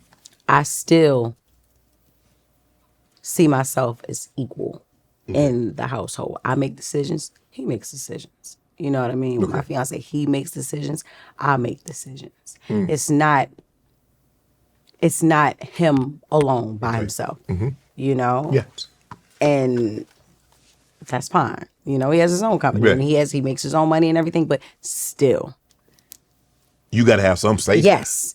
And that's what it is. Now, how old is Cheryl Underwood? Cheryl is probably a year older than me. Yeah, okay. So I understand, though, in that era of her coming up, and that's how it's different. It's different times, but things have evolved. But see, Jess, the problem that I got with you women today, y'all want tradition without doing traditional things. Y'all want to be flowers, and y'all want this type of what your mom and your grandma, what they experienced, but y'all don't do none of that. Shh. Y'all ain't cooking. Who? Y'all ain't cooking. Who? Y'all ain't. Oh, you see what you're saying? I want some say too. My grandma ain't have no say in the house. She didn't? Hell no. That's crazy. You need to talk to your grandfather about that. No, Barney Porter wasn't playing that. Now, I get what you're saying. See, my grandmother shot her husband, so Lord, I mean? She had a lot of faith. You're damn right she had. She said, hold up, what you say it was? What it's gonna be? All right, that's like, shot him in his butt. Don't play with it. All right, so it's different over here. It is. Right now, I cook. Yes. I clean. I take care of my children. Okay. So does he. He cooks. He cleans. He works. He takes care of our children. He treats my son like that's his son. And of course, And he take care of you. Yes, he does. And I take care of him right back. Okay. You know, I scratch his back, he scratch mine. I'm getting on my knees. I'm sitting on his face. And all of that. All of that. Please. That's right. We both cleaning. We both don't. That's why I said we are both leading our household. Right. Now, he's leading me in other ways. Right. But in a household, it's both. So it's so this relationship. King and a queen. 50-50. So you got say, he got say. That's right. Okay. That's right. That's right, man. That's what it is. I like that. Yeah. How did you know Chris was the guy? Man, I'm going to be very honest with you. When I first met him, I was like, look, it's just going to be a nice little smash buddy. You know what I mean? Yeah. When I met him. But it led to this, where I am right now. Man, I met him February 23rd, 2023. I was just finishing up a co-hosting day at Breakfast Club. This was a year before I got the position. And I met him, and he's a truck driver, so he was on a stop. And I went into a restaurant, and I'm flirting with him and everything, and he wasn't really paying me no mind. So I'm like... Did he know who you were? Yeah, he did. But he thought that... Like, he was like, I don't want to be a part of no roast battle. Like, I don't even... That's the thing. People are intimidated. Guys are intimidated by me because they feel like, you know... You gonna try to clown him. That's right. And so he just was like, oh, God, this girl, nah. So I asked him, did he want to drink? He's like, nah, I don't drink. I was like, okay, you want an edible? I was feeling good. I was passing out, you know. Yeah. And he was like, nah, I don't do any of that, you know. And I'm like, okay, cool. So... You're like, Ninja, what you do? Yeah, what do you do? You know, he was like, I drink wine with dinner, but I'm like, so why are you at the bar? Then why are you at the bar if you're not drinking? He said, because I'm grown. I was like, all right, don't do too much. You know, don't get sassy on me, you know. So I'm drinking and everything, and then we talking. I'm still picking with him. I made him laugh, and that's when he cracked. And then he started engaging more, and I didn't realize how drunk I was until I got up and went to the bathroom. I was like, damn, I'm drunk. I got to get out of here. So on my way back to the seat, he was like, hey, before I leave, I wanted to know if I could take you out. Would you let me take you out? And I was like, oh, now you want to know. And I'm all drunk. And I'm like, now you want to know, but I would have been. And so I'm falling all around. And he was like, he helped me and everything. And he was like, I'm going to just put my number in your phone because you probably ain't going to be able to do it. And then he took a couple days, waited a few days. Then he hit me up and he asked me, could he take me out? And the first date we went on, I never left him since then. We never, ever. Like, I swear I was like, I'm going to just sleep with him. And he going to be somebody. Oh, the first day? Yeah. When I met him, I was like... Wanted to crack it. Take him down. Jess. I already knew I wanted to jump on that, climb that tree. Jess. What's up? I mean... I thought, like, I came up in the era where, you know, you had to wait a month, 2 months, 3 months, 4 months. It wasn't no first night. Not if you know what you want, you ain't got to wait. That's what the old folks say. That's what I'm saying. Don't jump right in bed and all of that. Yeah. I mean, I had John Legend. And John Legend say, hey, he met Chrissy, you know, they went out, boom. It's like that? It's like that. Women do that? Women do that. I'm a woman that did it. I know a few that do it too. Listen, I just knew. Where the heck got at? I ain't met no You ain't me the guy that do women. I'm the guy they want to settle down with. Right. So they want to settle down with me. So they need a year. Yeah. That's what I said. Everybody got a different purpose though. No. How you? Dude got it in the back seat of the car. You want me to wait a year? I feel you. I feel you. Why they do me like that? I don't know why they do you like that, Shannon. I don't know. I don't look like a guy that want to have fun. I want to have fun too. We heard you having fun. There you go, Jeff. We heard you having all the fun you was having. Oh, Lord have mercy. All right, how long did you make her wait? How long it was till you cracked that? Oh, Lord have mercy, Jeff. And you talk her through it too. I said, I know that's right. That's different. So let me ask you a question. I bet. You go to his house or he come to your house? Or it's a neutral site hotel? See, I don't go to people's houses.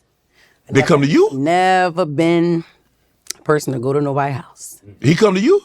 Absolutely, I will. Oh, no. A man got to come. No. We got to be neutral site. Because, hey, women sometimes are not as forthcoming as they need to be. And so, oh, no, I left him 20 minutes ago. And I've been in situations, and you know it's not comfortable. And so, no, I have not closed my eyes at a woman's house in 33 years. And I ain't going. I got you. But that means something happened that you didn't get over. Yeah, oh yeah. I understand it. I understand it. Now, see, Chris did not make it to my house until like our third date. Right. Because, all right, so the first date, he planned at a nice, really, really nice restaurant, right? And he had like rented the room. It was a Chris got bread like that? Excuse me? Shit. So he had rented like a private room. You know, some of those like 5-star restaurants have private rooms. Yeah, I know they do. Yeah. You know, people like me, you come in there, have parties and stuff like that, and we don't want to be with, you know, the other dining area. So he taking pictures all night and time. Yes. Yeah, so he rented that, and it was just us in this whole big room in this nice hotel downtown Baltimore, right? So then he says,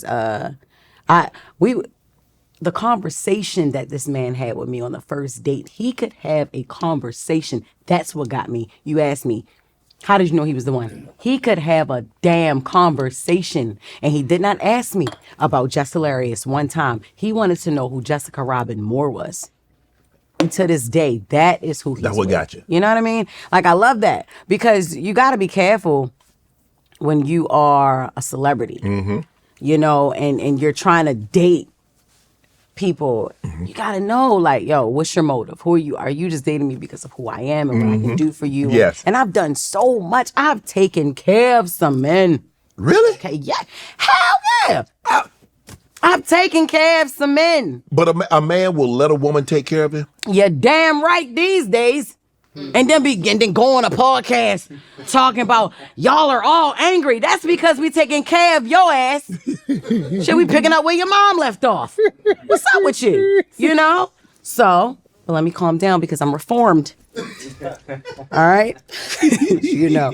But yes, he was able to have a conversation with me, Shannon. Like he got to know me. He was talking about family values. He was talking about how he had came up. And I was so busy trying to get in this man's drawers. Damn! I would. Man, it was fine. And people say he looked like Brittany Griner, but he a man. Right. And Brittany is very attractive too, I will say that. But he's a man. So, he was fine. And I didn't want the night to end. And how about the restaurant? Clearly it didn't. How about the restaurant was in a hotel? And so I was like, I'll be back. I gotta go to the bathroom. Went and got a room real quick. Came back. This man was acting like he ain't want to go. I got something to do in the morning. He had to work in the morning. I got work in the morning. All right, well, you can leave from here. And that's what he did. And, yep. And I had to fly. I had a flight. Shit, I had to work in the morning, too. I had to fly out of Atlanta to film something, and I did. You did all that, Jack? That man had no idea that he was going to be able to beat somebody back in. No idea. He sure didn't. He ran out, go get the condoms. He was like, I got to go to the store. I said, listen, I keeps those. Yeah. What we doing? I already knew. When you asked me, can you take me out? I already knew. So you knew you? Damn, Jess. That's right. Why do women got to act like they don't be wanting it? And why? What that mean? That means you're a hoe or something? That's what that means. If you do it on the first date. Not if 2 years later, I'm popping a baby out and I'm here. You done proposed. Excuse me. I'm doing it right. Now other times it didn't work. All right, I ain't gonna lie. Hey, you ain't back to 1,000. Hey, a baseball player. Yeah. If you hit 300, you can make 700,000, 700 million. It don't work all the time, but when it worked, and it did work this time. Let me ask you this. How long should a woman wait to be flown out? Well, now that's called trafficking, Shannon, so I don't know. That'll do it. I didn't realize. That's why I said, hold on, I was trafficked before. And I didn't know that. When they were saying what the meaning was, I was like, oh my God, I'm a victim of trafficking. I didn't even realize. But I think you don't wait. It's all on the man. If the man will fly you out, fly there. Just make sure you can get your back just in case he don't fly. You got to be a round trip ticket. That's right. But and it got to be a hotel. Okay, you're not going to his place off the rip, right? No. So it got to be a hotel. You got to have your own space. Yes. You want to freshen up when you get there. Boom, boom, boom. Absolutely. Okay. I'm getting off of a flight. I want to go and be able to prepare to see. Do he need to pick you up, or do he need to have a car service to take you where you need to go? Does he need to pick you up, or you need a service, or does it matter? No. It depends. It depends on who it is. Okay. It honestly depends on who it is and how bad you want to see this person.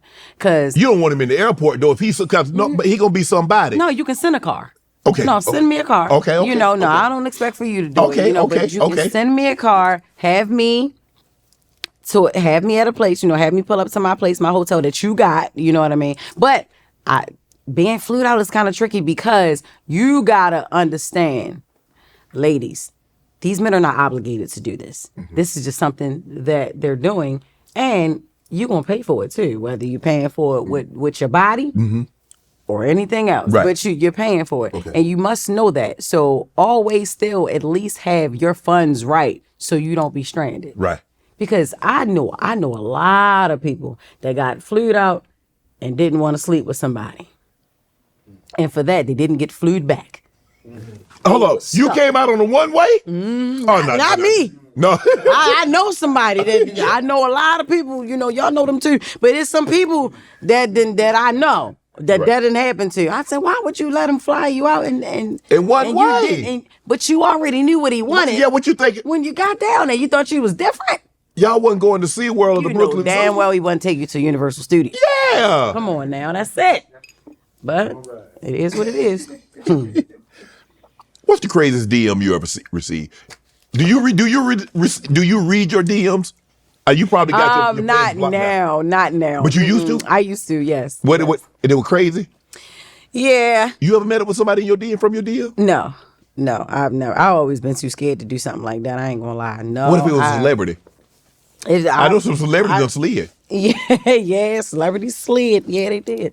And you like, nah, I ain't effing with you. No, anything that I feel like can be used later against me or whatever, right. I don't even indulge. Like, don't play with me. And you can be my celebrity crush and I still won't even indulge. Nah. What if instead of sliding your DM, he see you out and say, I got something for you. No, that's different. Back then, that would have been something I probably would partake in. But no. Mm-mm. Cheating. Is that a partner cheats? Is that automatically, that's the end of this relationship?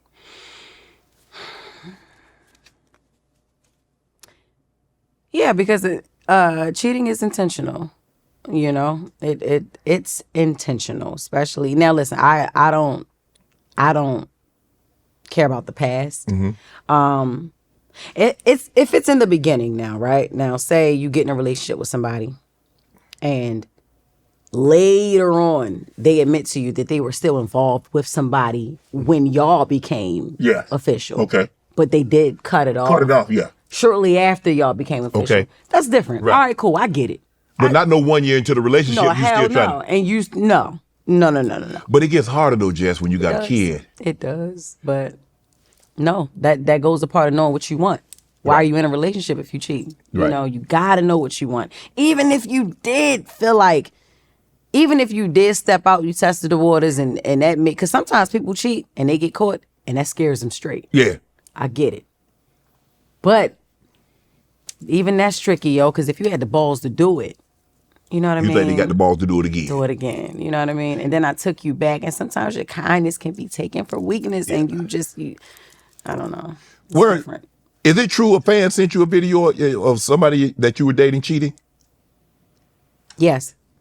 Mm-hmm. This was... Did you think that might be altered? Relationships ago. Huh? Yeah.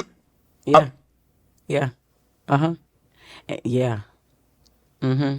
That was probably... He was at the girl family cookout. What? He was at her family cookout. I seen a T-shirt. It was a family reunion cookout. I said, damn, this ain't... His family? Yeah. And this ain't just somebody you cheating with. You're mighty comfortable with this bitch to be going to her family function. It's a family reunion. Yeah. That means you introducing yourself. She's introducing you. Gotta be. It's crazy. So, no, I'm done with that. No, we done. Wow. Yeah. What about friends? Where are you with friends into the relationship? How much do you tell your friends about your relationship? I don't tell my friends anything about my relationship now. But you used to? Yeah, of course. Yep, I did. But you know what? You got to be careful with doing that, because say if when there's static in your relationship, you go tell them that too. And now they looking at him like, huh? When y'all get back on good terms, now you got to go tell them, no, we back on good terms. Nah, it's too much back and forth. Right. So no, I keep my love life very separate from my friends. I do. I tell them what they need to know. Why I'm smiling. They know why I'm smiling. They know what's up. Man, what are you on with this Neo? Neo got like 3-4 girlfriends. He do. Listen, if it makes sense for them, it makes sense for them. I know I put him in Just with the Mess the other day, and I called 3 of the girls a clown. I was like, why you do she that? A clown, she a clown, she a clown. That's because it was funny to me, But, it probably wasn't funny to them. You know, it was a couple of their friends was in the comments like, why they got to be clowns? If they like it, then they like. Do you like it for your friend? Yeah. And listen, if you're taking care of all 3 and 4 of them, if ain't no strain on that man's bank account, and they like it, right? Cool. That's what's up. It takes a special type of person. It certainly does. Everybody ain't cut out like and that. it take a special type of woman to. I'm talking about the woman. I ain't talking about the guy. How the hell you gonna walk up and kiss me, and then you kiss this person, and then you kiss? I thought that only happened on Flavor of Love. Yeah. Like I didn't know like that. That's like a real thing, but polyamory is a real thing. Who came up with that term? Somebody who got hurt by one person and was like, I'm gonna just deal with all y'all.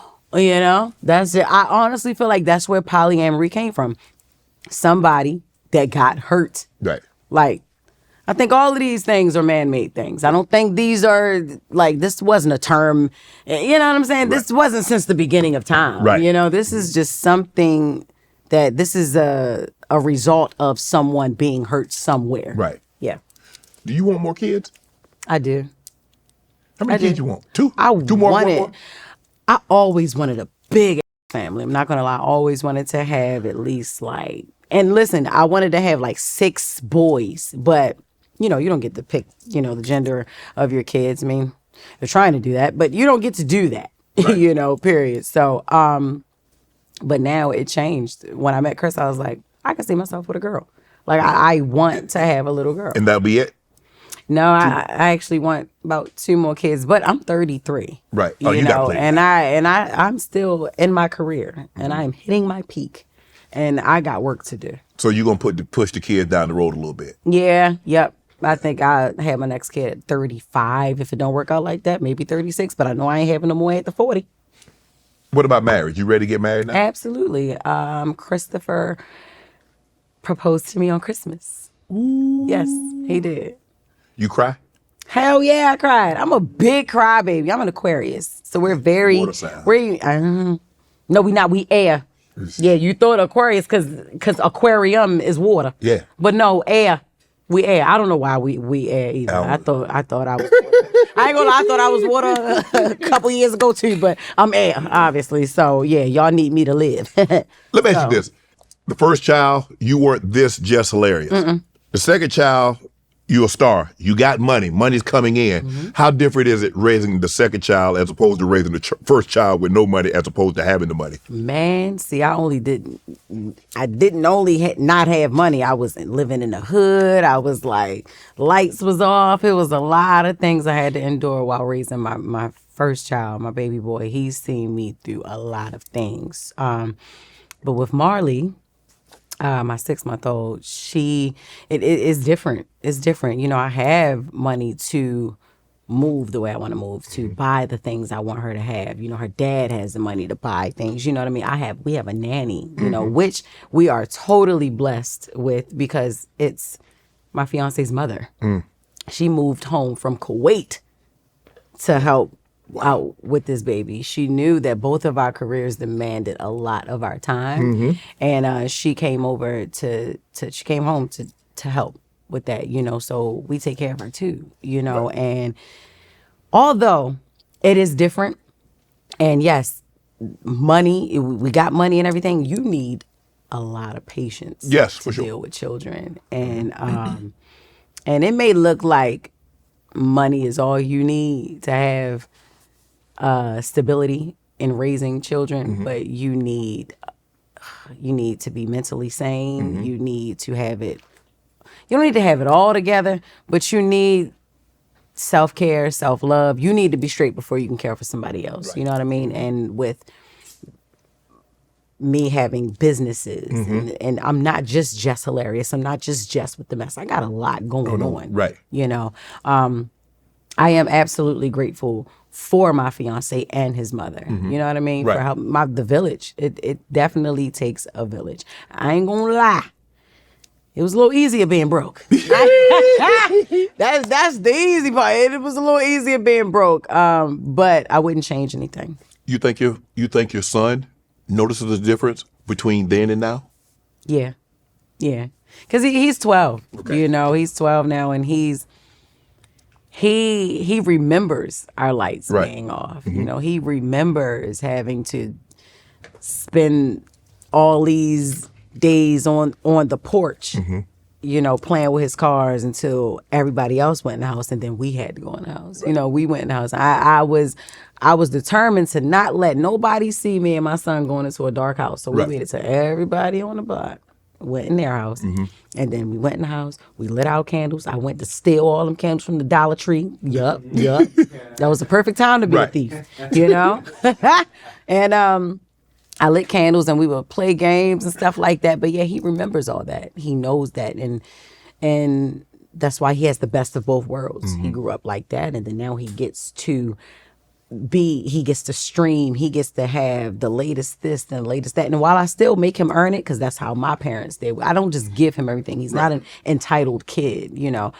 He still lives a great life, and he knows the best of both worlds. You know. Right. You had your first child at 20.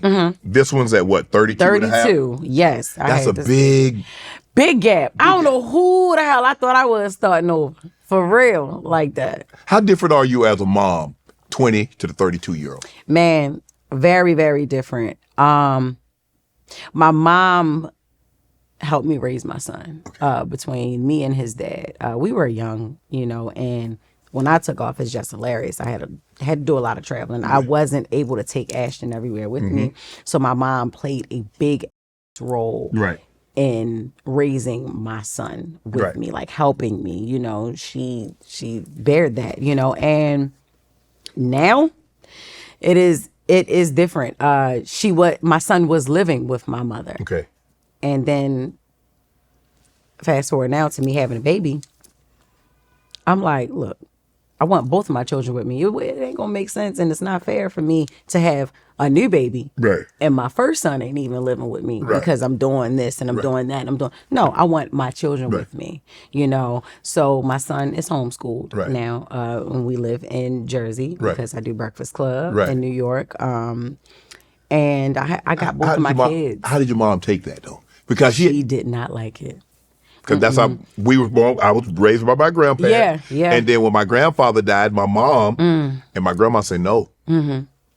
They're not going. Yeah. Oh, man. I know, right? So you was your grandmother's baby. Yes. And that's exactly how my son was. My mom was like, no, I don't think you should take him up to Jersey. I said, yeah, well, it's time for me to be both, to be a mom to both of my kids. I want to be with both of my children. Yeah, I don't want just my baby with I think, were you thinking that, hold on, he might look and say, hold on, why did he get to go live with you and I didn't? Did that thought ever cross your mind? Hell yeah. And it is so many nights I still feel guilty about it. Like, you know, and I didn't even, I feel guilty about it, and it didn't even happen where I made him stay with my mom and then I'm raising Marley.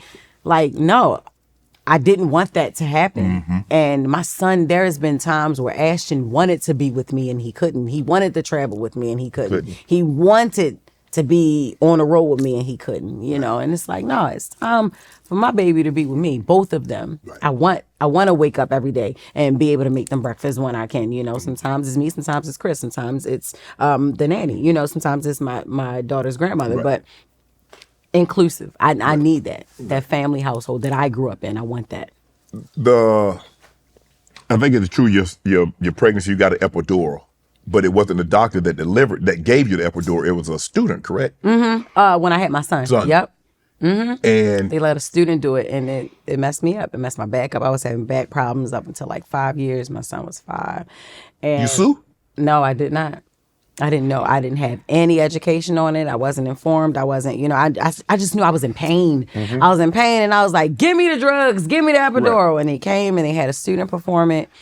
And the girl was nervous. You can tell. I saw her hand shaking even before she went around me to do it. And I was like, oh my God. And it's some of the most excruciating pain you can ever experience. Oh, that back ain't nothing to play with. Yeah, so I didn't do epidural. I had Marley natural. Slid her right on out. These muscles get the Right. Now, is it true that your child's father, the second child's father is Hispanic? Yes, he is Black and Hispanic. Yep, he is Mexican, Black. And probably some other stuff too. Because I'm telling you, I see more than just Mexican and Black over there. Right. But let me ask you, so obviously the administration has this, deportation and things going on right back. So how does he feel about that? Well, his mom is Mexican. Okay. As hell. Okay. So, I'll. You make jokes, don't you? Yeah. Every day I come home, I knock on the door like, hey, it's Ice. And she don't laugh, But, yeah, it's just to bring some comic relief. I just always want to be on our toes just in case they come past and it's really them. Right. Yeah. But the work-life balance. Now, like you said, you got a lot of projects. Not just the Breakfast Club, not just your stand-up. You got a lot of other things going on. Yes. And your mom. And your fiance. How's this work-life balance? Mom, fiance, businesswoman. How does Jess juggle all that? I'm still trying to, Shannon. I would be lying if I tried to make up something. I don't have it all figured out. It's still a balance with me. I'm still trying to figure out what that formula is so everybody can get the full time, so my kids can get full time mommy, so my work can get full time Jess Hilarious, so Breakfast Club can get full time Jessica Moore, right. Jess Hilarious, Jess with the Mess, whatever. I'm still trying to do that. I got to get up at 3:30, 3:45 every morning, do makeup. What time you get to the set? 5:30, 5:45. Because you're going at what, 6? Going at 6, and we're done at 9, and then interviews after that. When the Breakfast Club, when Angela Yee left, and they had all these other people coming in, and they invited you to come in, did you want the job? Did you think you were going to get the job? Yes. You wanted the job? I did want it. And I knew I was going to get it. I never even thought that I didn't have it. I always knew.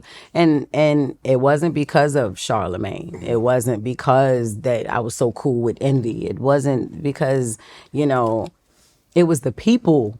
It was the way that I marketed Breakfast Club. Right. That whole year, I had already treated it like it was my seat, the third seat. Like I had already treated it like it was mine. Even times where I knew they didn't have a host for that week. It was just gonna be them two. I'm like, yo, can I come up? Like, ain't nobody up there. Even at times when it was like other people up there, I'm like, yo, like, what y'all think of idea if I come up there too? Like, I don't want to step on anybody's toes, but like, this could be good.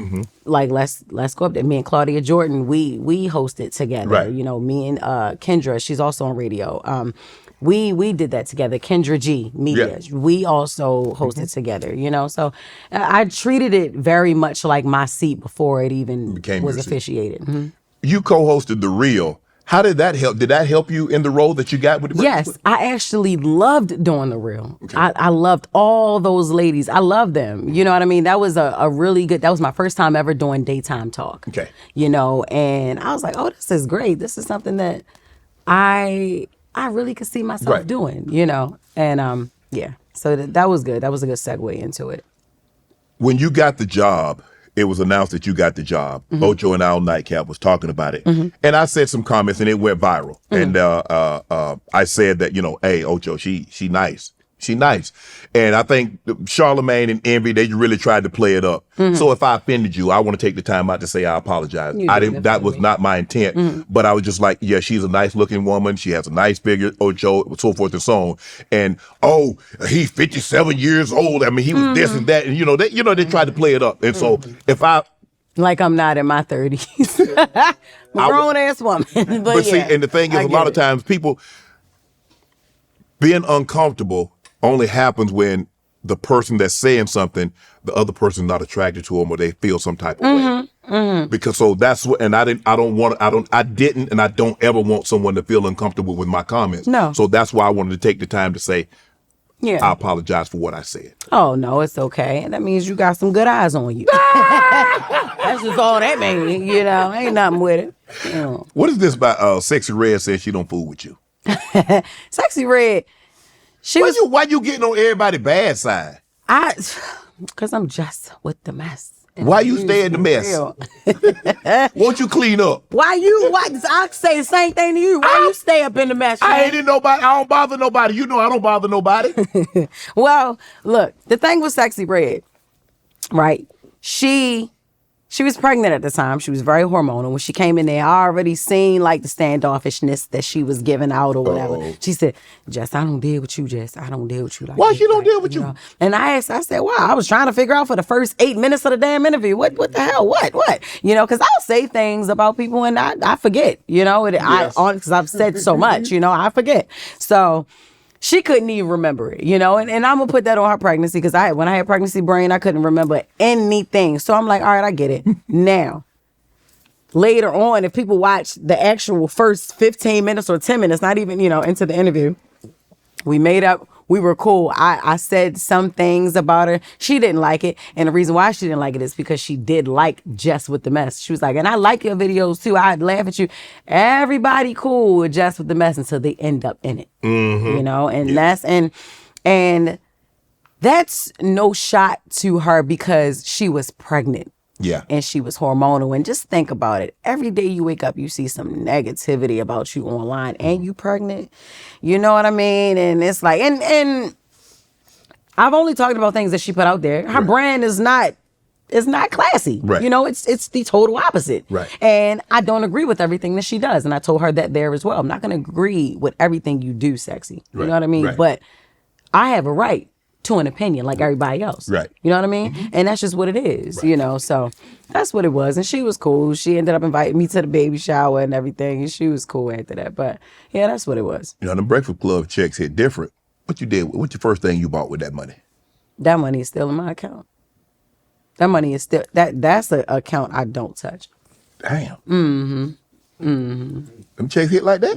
They wasn't even trying to give me the money they gave me, but they had to come around. They had to come around. So I'm like, come on, light this fire up under y'all butt. What about the purchase? You ain't purchased nothing like, okay, I'm gonna get me a Birkin bag or I want to get this whip. I have 6 Birkins already, and that was before Breakfast Club. 6? Mm-hmm. Yeah, those are investment bags. Snakeskin, hello? Play. Lord, yeah, them $70,000 bags, them $80,000 bags. Yeah, them bags I plan to sell just in case. They ain't all for wear. What's the best gift you've ever received? I know somebody bought you something. My engagement ring is the best gift that I ever received. You got a ring. Somebody gave you that, and you. What? That big one. the one that I'm not wearing. Yeah. Yeah. Why didn't you give it back? Why the hell would I give it back? Somebody give you a ring. It's like an agreement that we're gonna consummate something. No, that was just somebody just splurging, and I said, okay. Yep. And you can't unsplurge once you splurge, so that's on you. Okay, what about the house though? Oh no! Somebody else lives in that house now. I know you rented it out. I'm a landlord. Thank you. That's another check. He did that for you. He did that for you. He sure did. You got mystical powers, Jess. Hello. That's what I'm trying to tell you. Chris, you ain't even know. You thought you got over, she got you, Chris. I sure did. I put it on him, and I ain't leave him ever since. Look, Chris be like, shit, I got her. She thought she was just going to keep me as a smash buddy. That's about to be my wife now, and I love that. That's what's up. Hello, it's your favorite Shannon Sharpe here, and I'm a Rose Sparks sponsor. Women can sense confidence in how sexy they think it is. Therefore, worrying about an erection can affect your swag in the bedroom. Spontaneous sex can be hot and exciting. Men, you can feel like a superhero when you get hard fast in those situations. Rose Sparks are a 2-in-1 prescription treatment for stronger, harder erections. They hit the bloodstream faster because they dissolve under your tongue. And getting hard faster means more sex. After they dissolve, they work in about 15 minutes on average. Rose Sparks connects guys with a medical provider 100% online. So there's no awkward conversation. In-person providers, if approved, treatment ships directly to your door. If prescribed, new sexual health patients get $15 off Rose Sparks' reoccurring plan. Connect a provider with ro.co/Shay to find out if prescription Rose Sparks are right for you. That's ro.co/Shay for $15 off your first order. Compounded drugs are permitted to be provided under federal law, but are not FDA approved and do not undergo FDA safety effectiveness or manufacturing reviews. For full safety info, go to ro.co/safety info. What's the most important thing that you've learned about money? Man, it comes and it goes, and don't kill yourself trying to get it. Right. Please don't, because listen, I just had a crazy health scare, right? So I was eating lunch at a restaurant. I go home. Hour later, I am like retching, throwing up, and then I start pooping real bad, coming out of both ends real bad. This was happening for like 2 hours straight. Dang. Chris like, no, we going to the emergency room. Now I can't stay in hospitals. So I'm like, yo, I think it's good. It's just a stomach bug. He like, yo, there's nothing else on your stomach. You're dehydrated. Like, and your body is forcing something out. We need to go and see what it is. We go to the emergency room. They put an IV in me. They tell me to run tests, like MRI, sonogram, everything. I have gallstones or whatever, right? And so they're like, we're going to remove your gallbladder. Now, they tell you that that's a minor surgery, but it feels very major. Yeah. When you wake up, everything is mine on somebody else. Yeah. That's what I'm like, damn. Yeah. So look, this is how little I know about gallbladders. I was like, all right, if y'all take this one, the other one gonna be good, right? You only got one damn gallbladder. Yeah. I said, oh Lord, dang. So and the thing is, you can function without it. You can function without. Why they put it in there then? That's the thing. Why you born with it, stupidity? And I'm like, damn. But you got to change your diet and everything with that. So, but I'm saying all this to say, I had shows that I had to do, and I had to cancel 5 shows. I had to cancel six shows altogether. And I'm sitting there worrying and wondering, and I'm hitting my manager, and I'm talking to Chris about it. I'm like, yo, I'm losing money, and Chris is like, yo, that is everything that you can get back. You're sitting here complaining about everything that you can get back. Look at your account. You're good. Look at my account. We're good. Like, yo, you got your family. We have children. You're good. You still gonna be Jess Hilarious after this? That's how you know you're just one person. Yeah. And sometimes you need to sit your down too. So just take this as a sign, like you need to slow down. Because I was doing a lot, and it is what it is. But I'm back good now. You mentioned that the Breakfast Club is that they wanted to pay you X and you wanted Y and Z. What have you learned about negotiating your worth? That if you stand 10 toes down, you will get it. And even if you don't. Even if it's not from them. Even if you don't get it, you will get it. You will. Because that's the point. Some people, if you let somebody pay you X, that's all you're going to be worth to them in their eyes. And then where it travels. Well, if he got her for X, then I can get her for X. Yes. And then now you're X. You know what I mean? That's it. Nah, but if you from the jump, from the very beginning, demand what you're worth, that sets the tone for you. You know, and then that gives people the choice to say whether I want to pay for that or not. If I want to invest this in her or not, fine, cool. Yeah, because you're going to see a return. So. What about us when you do you share your salary? Do you share, I'm not saying direct numbers, but like with other women in the industry when they like do stand up and you like, hey. Nope. No, I don't. I don't share. Because what I get, I earned that. I'm worth that. Right. That may not be somebody else's worth. Oh, You know okay. what I I mean? see what you're It may saying. not Yes, I be, do. or somebody may go back and be like, well, Jess got this, so I'm supposed to be, no, but see, you're not Jess. Right. So that's how that happened. Is it true you was robbed twice in Atlanta? Absolutely. They robbed your house or they pulled up on you? My car. You was jacked? Yes. And the guy knew me from Wild 'N Out. He's like, oh, I know you got it, yo. Come on, yo, you got it. And I said, all right, well, it's yours now. I said, just let me get my purse outside, because they wanted to take my car. What type of whip would you have? It was an Expedition, like a Ford Expedition, big black truck. Yeah. Right? And I'm like, all right, cool. I said, yo, just let me get my purse out. He's like, all right, yeah, you got that. And he drove off with the car. Yeah. Did they find it? Yes. It was actually Enterprise's car. It wasn't mine. But they got it. They got it. What happened the second It was time? stripped, but they had it. Because that's what they do. They'll steal the car and they'll strip it, then they'll sell the parts real quick. But they found what was left of it, you know. So what happened the second time? I was at a restaurant, right, with somebody, and they broke into his car and took my purse, my Chanel. Damn. Yeah, so I had to get everything back. That was the first time. The second time was my rental car that they took. Crazy. I had to get the hell out. You had a friend that steal from you too, though. I had a few people stole from me, but you gave her 100 bands. Was it the guy or girl that stole the money that stole from you that you ended up giving money to? a girl. That was a girl. Y'all was cool? How long? Man, I've been knowing these people so damn long. I've been knowing, never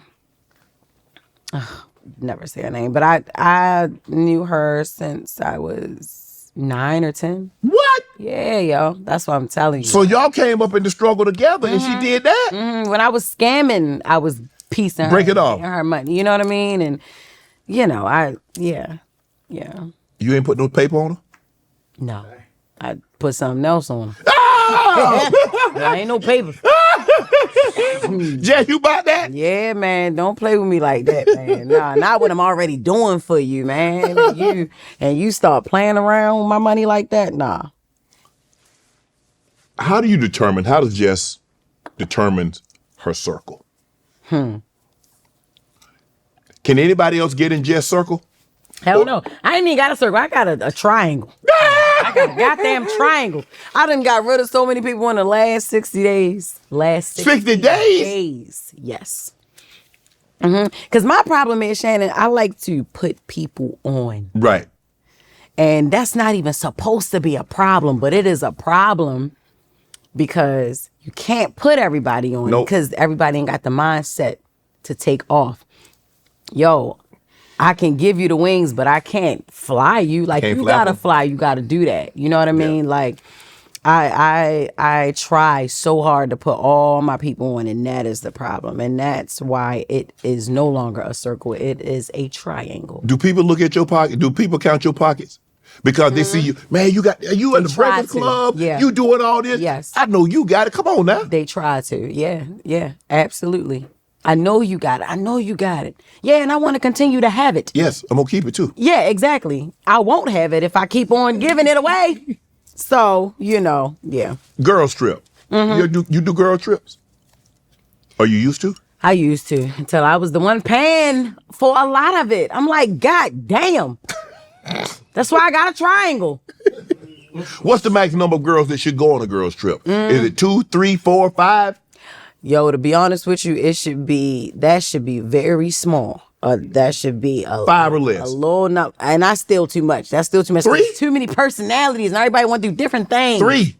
Yeah, I would say 3. Damn. Yep, I would say 3. Everybody got different personalities. You got the broke friend, you know, and my brother has a joke about this, but the broke friend who you got to pay for, so she there on a scholarship. Yep. You know what I'm saying? But then she start acting like she paid her own way. Like, hold up now. Yeah. Because you got to eat tonight. Yeah. And you will be hungry if you play with me. You know what I'm saying? And then, you got the other friend who just come there and she want to be the boss of everything. Y'all, we got to wake up at this and we got the timeshare meeting and we got to, and then, you got the high friend, that always want to smoke. You got to smoke all the time when you get there. And then you got the whole friend. Yes. Who had a friend, my brother always say, like, how you got a friend in Belize? So it's just like you got the two in the few. You got the one that's not aesthetically pleasing. Yep. Mm-hmm. And then why nobody want to talk to me? Yeah, and then she always want to be in the front of the pictures. Yeah, get in the back. What you talking about? You don't even have a vacation wig on, and you just, oh my God, this your work wig. Why did you wear this to Belize? But yeah, if you could go on a girl trip with 4 celebrities, who would you go with? Oh my God, 4 celebrities.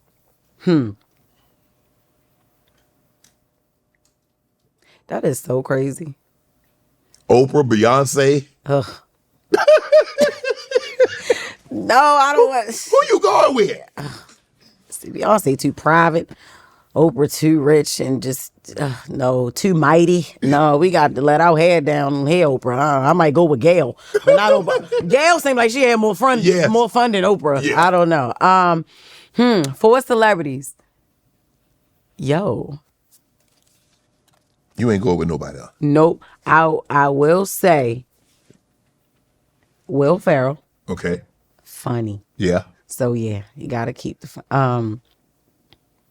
Lady Gaga. Okay. That's my girl. And I just feel like we could shroom together. Yeah, okay.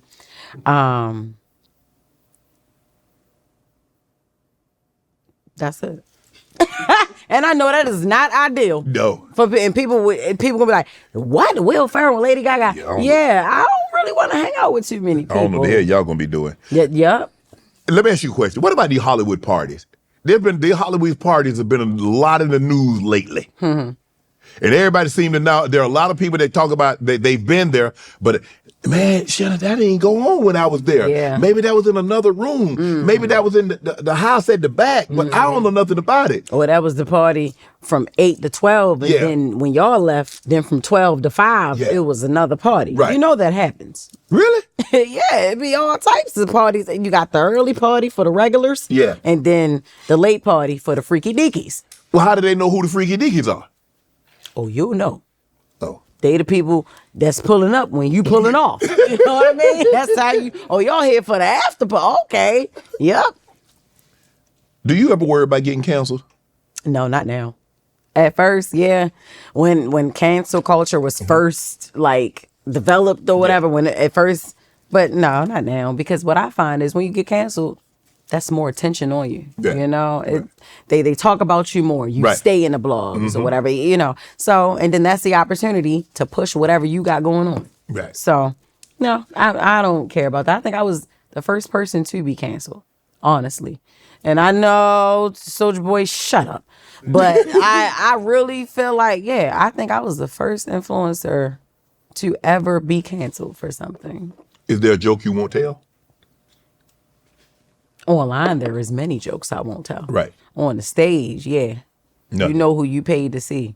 So you gonna get that. Offended sitting in my damn show. Has anyone checked you for talking about them on Just with the Mess? No, Meek Mill got very upset with me. I roasted his real bad back when he couldn't dress. He probably still can't, but he's a reformed guy. Yeah. And I am reformed too. But no, I've never had any. I had people unfollow me. Ain't nobody ever checked me. Right. Nah. The closest that anybody has ever gotten to checking me is Sexy Red. That's when she came in there and she just was like, I don't rock with you like that, Jess. Like, that was the closest, and that wasn't even checking me. But that's the closest somebody has ever come. Was that Sexy Red? You and Meek taking shots at each other on social media. Y'all cool? You good now? Yeah, he cool. Yep, I seen him. Wallow and Gilly had an event last year. It was like a festival. Right. This was right after Cheese. Cheese got shot. Yeah, got shot. And they had an event, and Gilly Fest. That's who Yes. it was. It was Gilly Fest. And I ran into Meek there, and his braids, they were old. And, I did tell him that. I said, now, come on now. You got a lot more money than you had when the braids were old back then. Right. He just laughed, and we laughed about it. But yeah, we made up. We're fine. I still joke about him though. He's very bullyable. Yeah. He's very bullyable. Let me ask you this. 5 years from now, 10 years from now, you sit back in that chair and we have this conversation. Where's Jess Hilarious? What is she doing? 10 years from now? Because just coming up in the next year, it's a lot. But what I want is my own network. Okay. I do want my own network. Or if it's not a network, it needs to be a channel. Where where content lives, like funny content, Right. drama. Like, I just want my own channel. Right. I want to give people a chance that are victims of gatekeeping. I want to give other people like me a chance. It's a lot of talent out there. It's a lot of people who don't have platforms that are thriving and flourishing. And I see these people all the time.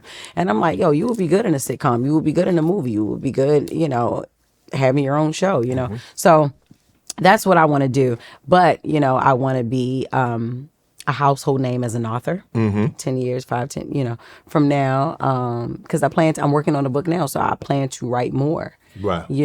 And I just really want to make change in that regard, giving people a chance who are victims of gatekeeping. Right. Yeah, because it's a lot of them. Anything you want to promote? Absolutely. So I'm about to launch Messy Paws. It's a doggy clothier line. Okay. It's going to include toys, harnesses, leashes, doggy treats, and clothes, for your dogs. I have a Frenchie. His name is Bane. He's 4 years old, and I'm a dog person anyway. Yes. So I love dogs, and that's where I actually thought of the idea. The idea actually came to me in the pandemic, but it was so many other things that I was doing in the pandemic. I never got to launch it. So Messy Paws will be available very, very soon. And then I am rebranding my Messy Vision line. I have an eyewear line. Okay. And I see you need some glasses because I'm getting tired of you wearing them same ones, Shannon. So I'm going to get I got like 6 pair. Oh, you need 10. You need 4 pair of Messy Vision. So we're going to drop the men's line soon. And I got you. I'm going to send you some up here. And you're going to have to wear them for an episode or two. You had me taste the Shay. Yeah. And it was smooth, and you're going to like these glasses, So I'm doing the rebrand, and I'm actually looking to collaborate with some influencers to push the brand. Because glasses are not only, for prescription, right. For people to see. They're stylish and everything. And my glasses are blue light. They have the blue light feature because everybody be in their phones, and a lot of people are messing up their eyes these days. So my glasses, they have the blue light, and then also shades are coming now. So we have shades, but we have more styles that we are dropping soon. More styles, more colors, and everything like that. Also, Doctor Who, my fitness apparel line, which I also launched in the pandemic when everybody couldn't afford the BBLs. We had to go to the old faithful waist trainers. Yeah. And it's just fitness apparel, compression and everything like that. And people actually buy them and wear them as regular outfits because they're stylish. Yeah. And yet they insinuate your curves and everything like that. So I have the fitness apparel. And then also, yes, I'm really, really happy about my book. So it's a co-parenting book. When is the book coming out? It will be out 2024. What year we in? We're in 5. Oh yeah, so because child, I was ready to say 4. Yeah, it's coming out 2025. Yes. It's 25 now. Yes, it is. Okay. Yep, it is. But we in the beginning, Shannon. Stay with me.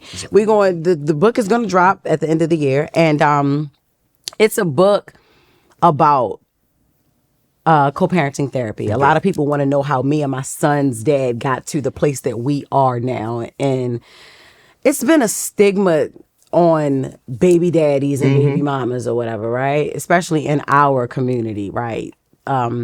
it's very unusual to see a baby mom and a baby daddy get along. Yeah, and it's like, nah, like it can be a healthy environment, you know, because it's about the kids. Right. And it's just about showing up being the best versions of yourself, the best version of yourself for your child. So it's in story form. I tell the story from the beginning of me and Rome to how we ended up where we are now and raising our son. So that's really, really good. That's going to be a really good thing. Because we need it, definitely in our culture. We definitely need this book, and it's the white people that can thrive from it too. Because I'm from Baltimore City. The white people, just like the black people down South Baltimore, child, they be beefing with the baby daddies and stuff. You ever been to Baltimore? I used to play for the Ravens. No. Have you been to Baltimore? I ain't saying no. Not. All right, then I know you used to play for the damn Ravens, but playing for the Ravens ain't like being in Baltimore. I mean, you like 10. Yeah, absolutely. But I know that because my dad is a fan of yours. I know. So, but you ain't been to South Baltimore down Monroe Street with all the crab spots at and all of that. Well, I mean, we used to walk to the stadium. So that's about it. On the pier where the ESPN zone used to be. Okay. Yeah. All right, yeah. So no, you haven't been to Baltimore. So that's what that is. But yes, so that's what I got going on. I'm very, very happy. And then I'm also dropping my new podcast, Reckless Discussions. It's also, it's a continuation of my talk show that I used to have, Reckless Discussions. It still lives on YouTube on my channel. And it just basically hits on uncomfortable conversations. Basically like things that people don't talk about, but they want to. Right. And so we're gonna be relaunching that as well, but that's gonna be a podcast. Okay. Yeah. So I'm actually excited about it. Funny, Jess Hilarious. Thank you. Appreciate y'all. Thank you, Spotlight LA, the newest exclusive nightclub for allowing Club Shay Shay to film here. Spotlight LA is a place for anything and everything with something programmed for everyone. Keep up with Spotlight on Instagram at spotlight.la. All my life, been grinding all my life. Sacrifice, hustle paid the price. Want a slice, got to roll the dice, that's why. All my life, I've been grinding all my life. Look, all my life, been grinding all my life. Sacrifice, hustle paid the price. Want a slice, got to roll the dice, that's why. All my life, I've been grinding all my life.